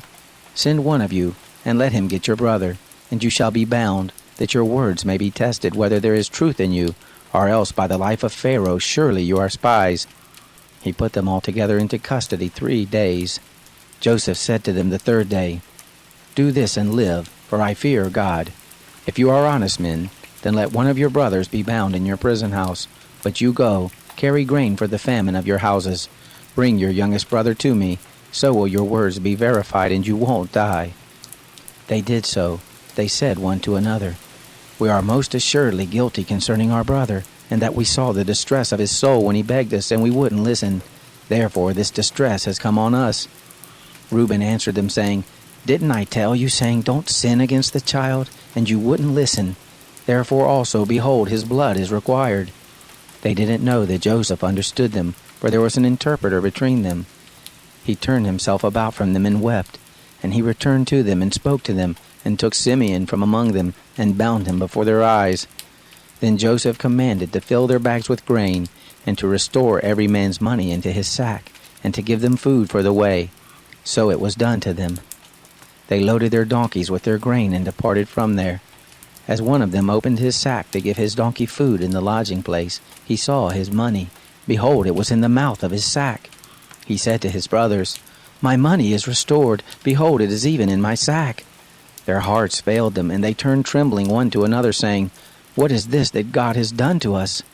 They came to Jacob their father to the land of Canaan, and told him all that had happened to them, saying, "The man, the Lord of the land, spoke roughly with us, and took us for spies of the country." We said to him, "We are honest men, we are no spies. We are 12 brothers, sons of our father. One is no more, and the youngest is this day with our father in the land of Canaan." The man, the Lord of the land, said to us, "Hereby will I know that you are honest men. Leave one of your brothers with me, and take grain for the famine of your houses, and go your way. Bring your youngest brother to me. Then I will know that you are not spies, but that you are honest men. So I will deliver your brother to you, and you shall trade in the land." It happened as they emptied their sacks, that behold, every man's bundle of money was in his sack. When they and their father saw their bundles of money, they were afraid. Jacob their father said to them, "You have bereaved me of my children. Joseph is no more, Simeon is no more, and you want to take Benjamin away. All these things are against me." Reuben spoke to his father, saying, "Kill my 2 sons if I don't bring him to you. Deliver him into my hand, and I will bring him to you again." He said, "My son shall not go down with you, for his brother is dead, and he only is left. If harm happens to him by the way in which you go, then you will bring down my gray hairs with sorrow to Sheol." The famine was severe in the land.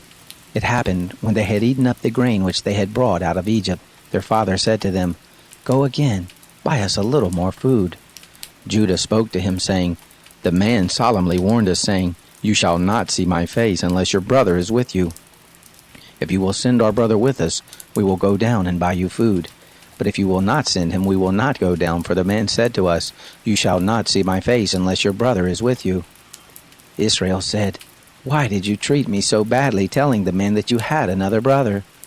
They said, "The man asked directly concerning ourselves and concerning our relatives, saying, 'Is your father still alive? Have you another brother?' We just answered his questions. Is there any way we could know that he would say, 'Bring your brother down'?" Judah said to Israel his father, "Send the boy with me, and we will arise and go, so that we may live and not die, both we and you, and also our little ones. I will be collateral for him. From my hand will you require him. If I don't bring him to you and set him before you, then let me bear the blame forever. For unless we had lingered, surely we would have returned a second time by now." Their father Israel said to them, "If it be so now, do this. Take from the choice fruits of the land in your bags, and carry down a present for the man, a little balm, a little honey, spices and myrrh, nuts and almonds. And take double money in your hand. With the money that was returned in the mouth of your sacks, carry again in your hand. Perhaps it was an oversight. Take also your brother, and arise, go again to the man. May God Almighty give you mercy before the man, that he may release to you your other brother and Benjamin. If I am bereaved of my children, I am bereaved." The men took that present, and they took double money in their hand, and Benjamin, and rose up, went down to Egypt, and stood before Joseph. When Joseph saw Benjamin with them, he said to the steward of his house, "Bring the men into the house, and butcher an animal, and make ready, for the men will dine with me at noon." The man did as Joseph commanded, and the man brought the men to Joseph's house. The men were afraid, because they were brought to Joseph's house, and they said, "Because of the money that was returned in our sacks at the first time are we brought in, that he may seek occasion against us, and fall on us, and take us for bondservants along with our donkeys." They came near to the steward of Joseph's house, and they spoke to him at the door of the house, and said, "O my lord, we indeed came down at the first to buy food, and it happened, when we came to the lodging place, that we opened our sack, and behold, every man's money was in the mouth of the sack, our money in full weight. We have brought it again in our hand. We have brought down other money in our hand to buy food. We don't know who put our money in our sacks." He said, "Peace be to you, don't be afraid. Your God and the God of your father has given your treasure in your sacks. I received your money." He brought Simeon out to them. The man brought the men into Joseph's house and gave them water, and they washed their feet. He gave their donkeys fodder. They made ready the present for Joseph's coming at noon, for they heard that they should eat bread there. When Joseph came home, they brought him the present which was in their hand into the house, and bowed down themselves to him to the earth. He asked them of their welfare, and said, "Is your father well, the old man of whom you spoke? Is he yet alive?" They said, "Your servant our father is well, he is still alive." They bowed the head and did homage. He lifted up his eyes and saw Benjamin his brother, his mother's son, and said, "Is this your youngest brother of whom you spoke to me?" He said, "God be gracious to you, my son." Joseph made haste, for his heart yearned over his brother, and he sought a place to weep, and he entered into his room and wept there. He washed his face and came out. He controlled himself and said, "Serve the meal." They served him by himself, and them by themselves, and the Egyptians that ate with him by themselves, because the Egyptians don't eat bread with the Hebrews, for that is an abomination to the Egyptians. They sat before him, the firstborn according to his birthright, and the youngest according to his youth, and the men marveled one with another. He sent portions to them from before him, but Benjamin's portion was 5 times as much as any of theirs. They drank and were merry with him. He commanded the steward of his house, saying, "Fill the men's sacks with food, as much as they can carry, and put every man's money in his sack's mouth. Put my cup, the silver cup, in the sack's mouth of the youngest with his grain money." He did according to the word that Joseph had spoken. As soon as the morning was light, the men were sent away, they and their donkeys. When they had gone out of the city, and were not yet far off, Joseph said to his steward, "Go, follow after the men. When you overtake them, ask them, 'Why have you rewarded evil for good? Isn't this that from which my Lord drinks, and by which he indeed divines? You have done evil in so doing.'" He overtook them, and he spoke to them these words. They said to him, "Why does my Lord speak such words as these? Far be it from your servants that they should do such a thing. Behold, the money which we found in our sack's mouth we brought again to you out of the land of Canaan. How then should we steal silver or gold out of your Lord's house? With whoever of your servants it be found, let him die, and we also will be my Lord's bondservants." He said, "Now also let it be according to your words. He with whom it is found will be my bondservant, and you will be blameless." Then they hurried and took down every man his sack to the ground, and opened every man his sack. He searched, beginning with the eldest, and ending at the youngest. The cup was found in Benjamin's sack. Then they tore their clothes, and loaded every man his donkey, and returned to the city. Judah and his brothers came to Joseph's house, and he was still there. They fell on the ground before him. Joseph said to them, "What deed is this that you have done? Don't you know that such a man as I can indeed divine?" Judah said, "What will we tell my lord? What will we speak? Or how will we clear ourselves? God has found out the iniquity of your servants. Behold, we are my Lord's bondservants, both we, and he also in whose hand the cup is found." He said, "Far be it from me that I should do so. The man in whose hand the cup is found, he will be my bondservant. But as for you, go up in peace to your father." Then Judah came near to him and said, "O my lord, please let your servant speak a word in my lord's ear, and don't let your anger burn against your servant, for you are even as Pharaoh. My lord asked his servants, saying, 'Have you a father or a brother?'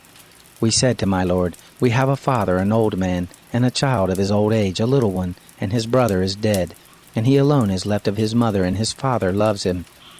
You said to your servants, Bring him down to me that I may set my eyes on him. We said to my Lord, The boy can't leave his father, for if he should leave his father would die. You said to your servants, Unless your youngest brother comes down with you, you will see my face no more. It happened, when we came up to your servant my father, we told him the words of my Lord. Our father said, Go again, buy us a little food. We said, We can't go down. If our youngest brother is with us, then we will go down, for we may not see the man's face unless our youngest brother is with us. Your servant my father said to us, You know that my wife bore me 2 sons, and the one went out from me, and I said, Surely he is torn in pieces, and I haven't seen him since. If you take this one also from me, and harm happens to him, you will bring down my gray hairs with sorrow to Sheol. Now therefore, when I come to your servant my father, and the boy is not with us, seeing that his life is bound up in the boy's life, it will happen, when he sees that the boy is no more, that he will die. Your servants will bring down the gray hairs of your servant our father with sorrow to Sheol. For your servant became collateral for the boy to my father, saying, If I don't bring him to you, then I will bear the blame to my father forever. Now therefore please let your servant stay instead of the boy, a bondservant to my Lord, and let the boy go up with his brothers. For how will I go up to my father if the boy isn't with me, lest I see the evil that will come on my father? Then Joseph couldn't control himself before all those who stood before him, and he cried, Cause every man to go out from me. There stood no man with him, while Joseph made himself known to his brothers. He wept aloud. The Egyptians heard, and the house of Pharaoh heard. Joseph said to his brothers, I am Joseph. Does my father still live? His brothers couldn't answer him, for they were terrified at his presence. Joseph said to his brothers, Come near to me, please. They came near. He said, I am Joseph, your brother, whom you sold into Egypt. Now don't be grieved nor angry with yourselves that you sold me here, for God sent me before you to preserve life. For these 2 years the famine has been in the land, and there are yet 5 years in which there will be neither plowing nor harvest. God sent me before you to preserve you a remnant in the earth, and to save you alive by a great deliverance. So now it wasn't you who sent me here, but God, and he has made me a father to Pharaoh, lord of all his house, and ruler over all the land of Egypt. Hurry and go up to my father and tell him, This is what your son Joseph says. God has made me lord of all Egypt. Come down to me, don't wait. You shall dwell in the land of Goshen, and you will be near to me, you, your children, your children's children, your flocks, your herds, and all that you have. There I will nourish you, for there are yet 5 years of famine, lest you come to poverty, you and your household and all that you have. Behold, your eyes see, and the eyes of my brother Benjamin, that it is my mouth that speaks to you. You shall tell my father of all my glory in Egypt, and of all that you have seen. You shall hurry and bring my father down here. He fell on his brother Benjamin's neck and wept, and Benjamin wept on his neck. He kissed all his brothers and wept on them. After that his brothers talked with him. The report of it was heard in Pharaoh's house, saying, Joseph's brothers have come. It pleased Pharaoh well and his servants. Pharaoh said to Joseph, Tell your brothers, do this. Load your animals and go, travel to the land of Canaan.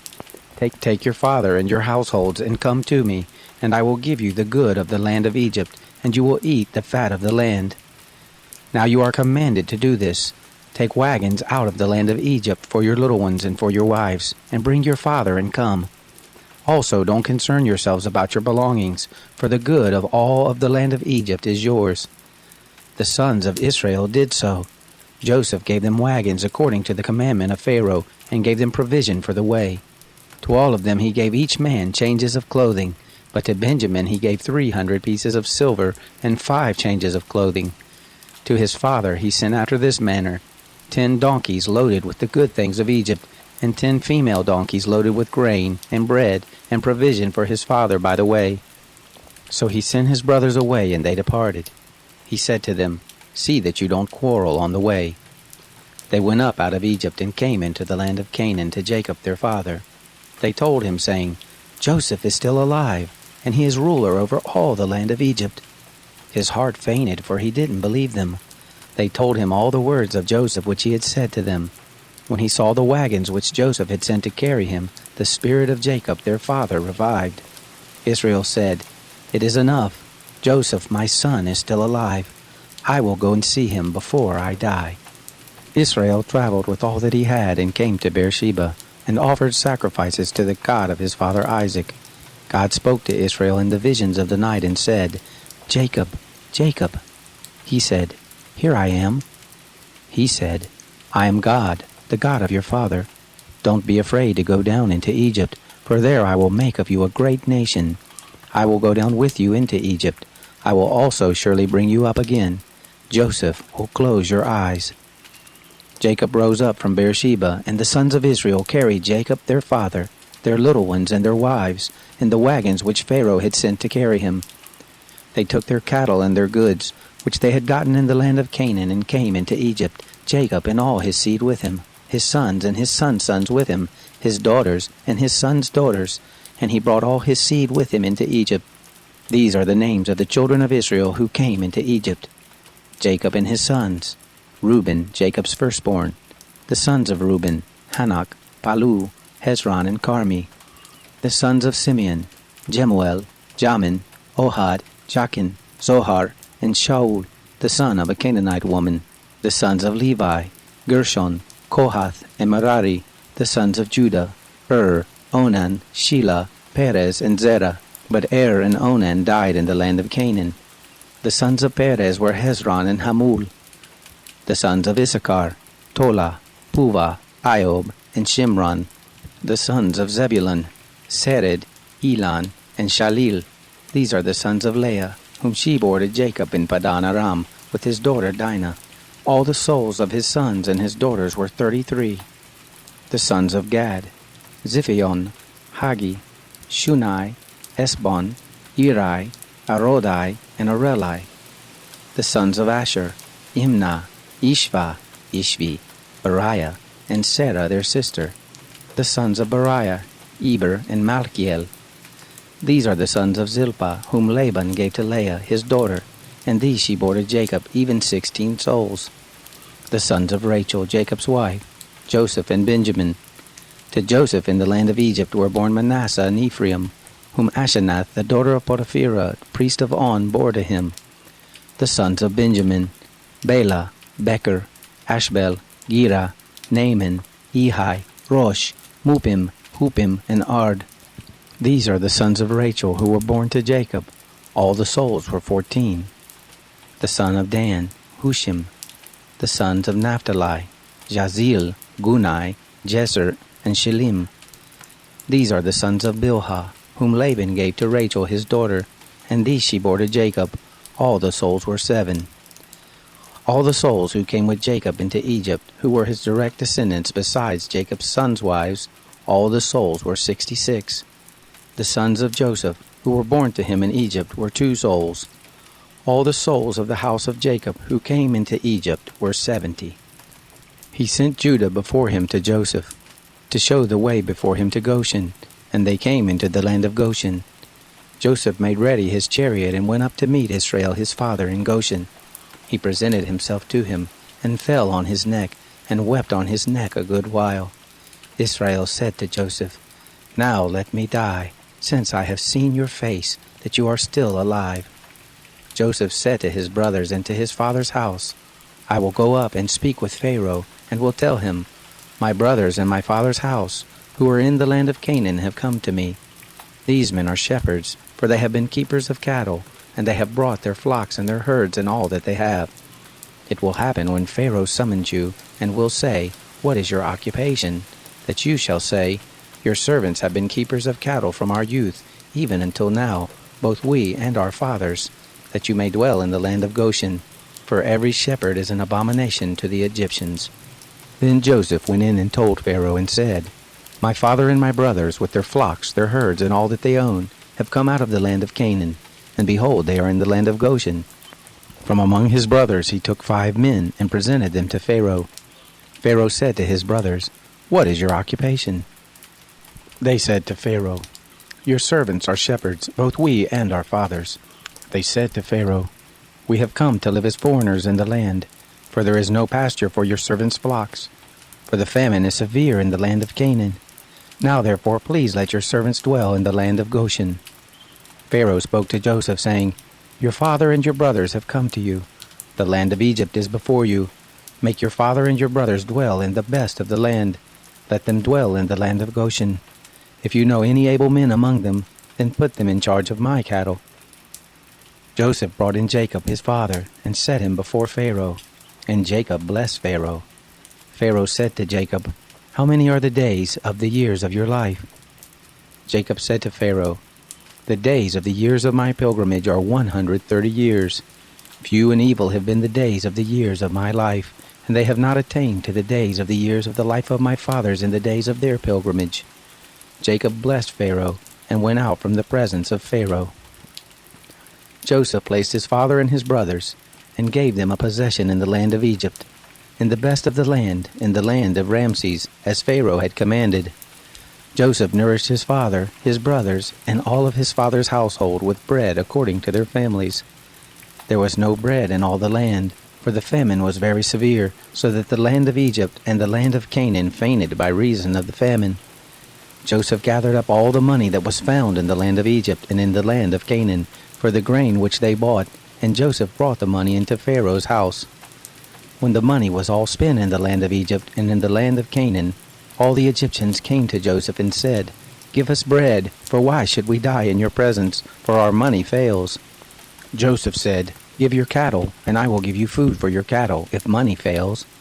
They brought their cattle to Joseph, and Joseph gave them bread in exchange for the horses, and for the flocks, and for the herds, and for the donkeys, and he fed them with bread in exchange for all their cattle for that year. When that year was ended, they came to him the second year and said to him, "We will not hide from my lord how our money is all spent, and the herds of cattle are my lord's. There is nothing left in the sight of my lord but our bodies and our lands. Why should we die before your eyes, both we and our land? Buy us and our land for bread, and we and our land will be servants to Pharaoh. Give us seed that we may live and not die, and that the land won't be desolate." So Joseph bought all the land of Egypt for Pharaoh, for the Egyptians sold every man his field, because the famine was severe on them, and the land became Pharaoh's. As for the people, he moved them to the cities from one end of the border of Egypt even to the other end of it. Only he didn't buy the land of the priest, for the priest had a portion from Pharaoh, and ate their portion which Pharaoh gave them. That is why they didn't sell their land. Then Joseph said to the people, "Behold, I have bought you and your land today for Pharaoh. Behold, here is seed for you, and you shall sow the land. It will happen at the harvest, that you shall give a fifth to Pharaoh, and 4 parts will be your own, for the seed of the field, for your food, for them of your households, and for food for your little ones." They said, "You have saved our lives. Let us find favor in the sight of my lord, and we will be Pharaoh's servants." Joseph made it a statute concerning the land of Egypt to this day, that Pharaoh should have the fifth. Only the land of the priest alone didn't become Pharaoh's. Israel lived in the land of Egypt, in the land of Goshen, and they got themselves possessions therein, and were fruitful and multiplied exceedingly. Jacob lived in the land of Egypt 17 years. So the days of Jacob, the years of his life, were 147 years. The time drew near that Israel must die, and he called his son Joseph and said to him, "If now I have found favor in your sight, please put your hand under my thigh, and deal kindly and truly with me. Please don't bury me in Egypt, but when I sleep with my fathers, you shall carry me out of Egypt, and bury me in their burying place." He said, "I will do as you have said." He said, "Swear to me." And he swore to him. Israel bowed himself on the bed's head. It happened after these things that someone said to Joseph, "Behold, your father is sick." He took with him his 2 sons, Manasseh and Ephraim. Someone told Jacob and said, "Behold, your son Joseph comes to you." And Israel strengthened himself and sat on the bed. Jacob said to Joseph, "God Almighty appeared to me at Luz in the land of Canaan and blessed me, and said to me, Behold, I will make you fruitful and multiply you, and I will make of you a company of peoples, and will give this land to your seed after you for an everlasting possession. Now your 2 sons, who were born to you in the land of Egypt before I came to you into Egypt, are mine, Ephraim and Manasseh, even as Reuben and Simeon will be mine. Your issue, who you have become father of after them, will be yours. They will be called after the name of their brothers in their inheritance. As for me, when I came from Padan, Rachel died by me in the land of Canaan in the way, when there was still some distance to come to Ephrath, and I buried her there in the way to Ephrath. The same is Bethlehem. Israel saw Joseph's sons and said, Who are these? Joseph said to his father, They are my sons whom God has given me here. He said, Please bring them to me, and I will bless them. Now the eyes of Israel were dim for age, so that he couldn't see. He brought them near to him, and he kissed them and embraced them. Israel said to Joseph, I didn't think I would see your face, and behold, God has let me see your seed also. Joseph brought them out from between his knees, and he bowed himself with his face to the earth. Joseph took them both, Ephraim in his right hand toward Israel's left hand, and Manasseh in his left hand toward Israel's right hand, and brought them near to him. Israel stretched out his right hand, and laid it on Ephraim's head, who was the younger, and his left hand on Manasseh's head, guiding his hands knowingly, for Manasseh was the firstborn.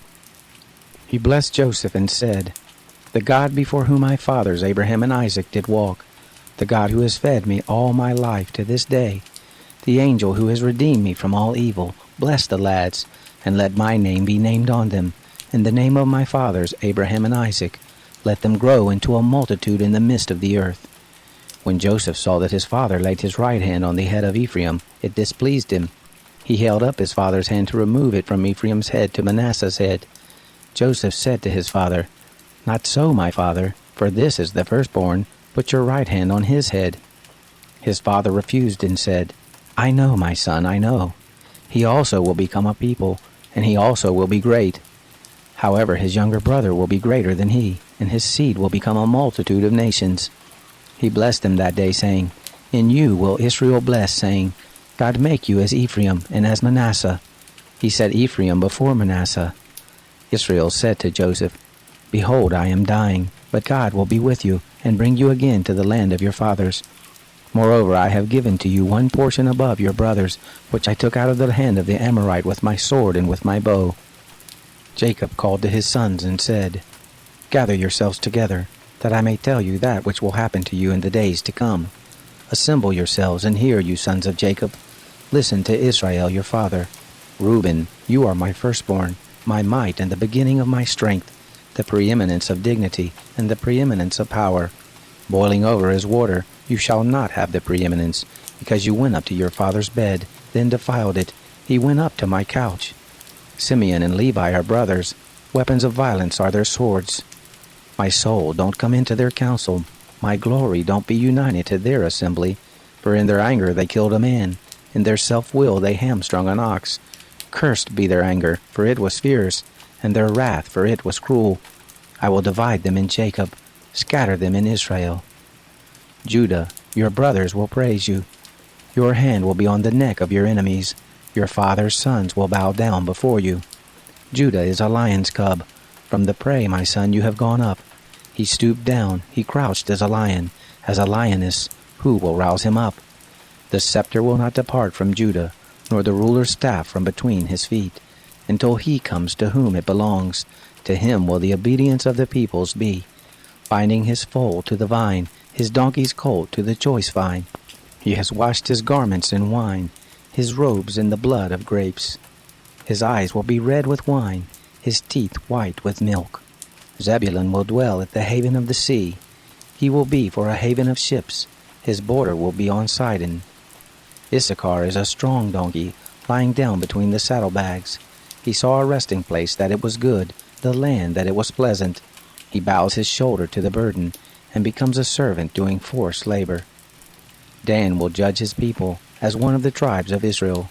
Dan will be a serpent in the way, an adder in the path, that bites the horse's heels, so that his rider falls backward. I have waited for your salvation, Lord. Gad, a troop will press on him, but he will press on their heel. Out of Asher his bread will be fat. He will yield royal dainties. Naphtali is a doe set free, who bears beautiful fawns. Joseph is a fruitful vine by a spring. His branches run over the wall. The archers have sorely grieved him, shot at him and persecute him. But his bow abode in strength. The arms of his hands were made strong by the hands of the mighty one of Jacob. From there is the shepherd, the stone of Israel. Even by the God of your father who will help you, by the Almighty, who will bless you with the blessings of heaven above, blessings of the deep that lies below, blessings of the breast and of the womb. The blessings of your father have prevailed above the blessings of the ancient mountains, above the bounty of the age-old hills. They will be on the head of Joseph, on the crown of the head of him who is separated from his brothers.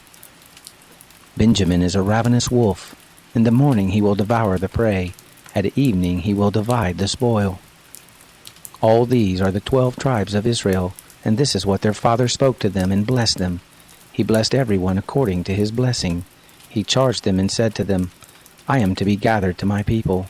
Bury me with my fathers in the cave that is in the field of Ephron the Hittite, in the cave that is in the field of Machpelah, which is before Mamre in the land of Canaan, which Abraham bought with the field from Ephron the Hittite as a burial place. There they buried Abraham and Sarah his wife. There they buried Isaac and Rebekah his wife. And there I buried Leah. The field and the cave that is therein, which was purchased from the children of Heth. When Jacob made an end of charging his sons, he gathered up his feet into the bed, and yielded up the spirit, and was gathered to his people. Joseph fell on his father's face, wept on him, and kissed him. Joseph commanded his servants the physicians to embalm his father, and the physicians embalmed Israel. 40 days were fulfilled for him, for that is how many days it takes to embalm. The Egyptians wept for him for 70 days. When the days of weeping for him were past, Joseph spoke to the house of Pharaoh, saying, If I have now found favor in your eyes, please speak in the ears of Pharaoh, saying, My father made me swear, saying, Behold, I am dying. Bury me in my grave which I have dug for myself in the land of Canaan. Now, therefore, please let me go up and bury my father, and I will come again. Pharaoh said, Go up and bury your father, just like he made you swear. Joseph went up to bury his father, and with him went up all the servants of Pharaoh, the elders of his house, and all the elders of the land of Egypt, all the house of Joseph, his brothers, and his father's house. Only their little ones, their flocks, and their herds they left in the land of Goshen. They went up with him, both chariots and horsemen. It was a very great company. They came to the threshing floor of Atad, which is beyond the Jordan, and there they lamented with a very great and sore lamentation. He mourned for his father 7 days. When the inhabitants of the land, the Canaanites, saw the mourning in the floor of Atad, they said, This is a grievous mourning by the Egyptians. Therefore the name of it was called Abel Mizraim, which is beyond the Jordan. His sons did to him just as he commanded them. For his sons carried him into the land of Canaan, and buried him in the cave of the field of Machpelah, which Abraham bought with the field, for a possession of a burying place, from Ephron the Hittite, before Mamre. Joseph returned into Egypt, he and his brothers, and all that went up with him to bury his father, after he had buried his father. When Joseph's brothers saw that their father was dead, they said, It may be that Joseph will hate us, and will fully pay us back for all of the evil which we did to him. They sent a message to Joseph, saying, Your father commanded before he died, saying, So you shall tell Joseph, Please now forgive the disobedience of your brothers and their sin, because they did evil to you. Now please forgive the disobedience of the servants of the God of your father. Joseph wept when they spoke to him. His brothers also went and fell down before his face, and they said, Behold, we are your servants. Joseph said to them, Don't be afraid, for am I in the place of God? As for you, you meant evil against me, but God meant it for good, to bring to pass as it is this day, to save many people alive. Now therefore don't be afraid. I will nourish you and your little ones. He comforted them and spoke kindly to them. Joseph lived in Egypt, he and his father's house. Joseph lived 110 years. Joseph saw Ephraim's children to the 3rd generation. The children also of Machir, the son of Manasseh, were born on Joseph's knees. Joseph said to his brothers, I am dying, but God will surely visit you, and bring you up out of this land to the land which he swore to Abraham, to Isaac, and to Jacob. Joseph took an oath of the children of Israel, saying, God will surely visit you, and you shall carry up my bones from here. So Joseph died, being 110 years old, and they embalmed him, and he was put in a coffin in Egypt.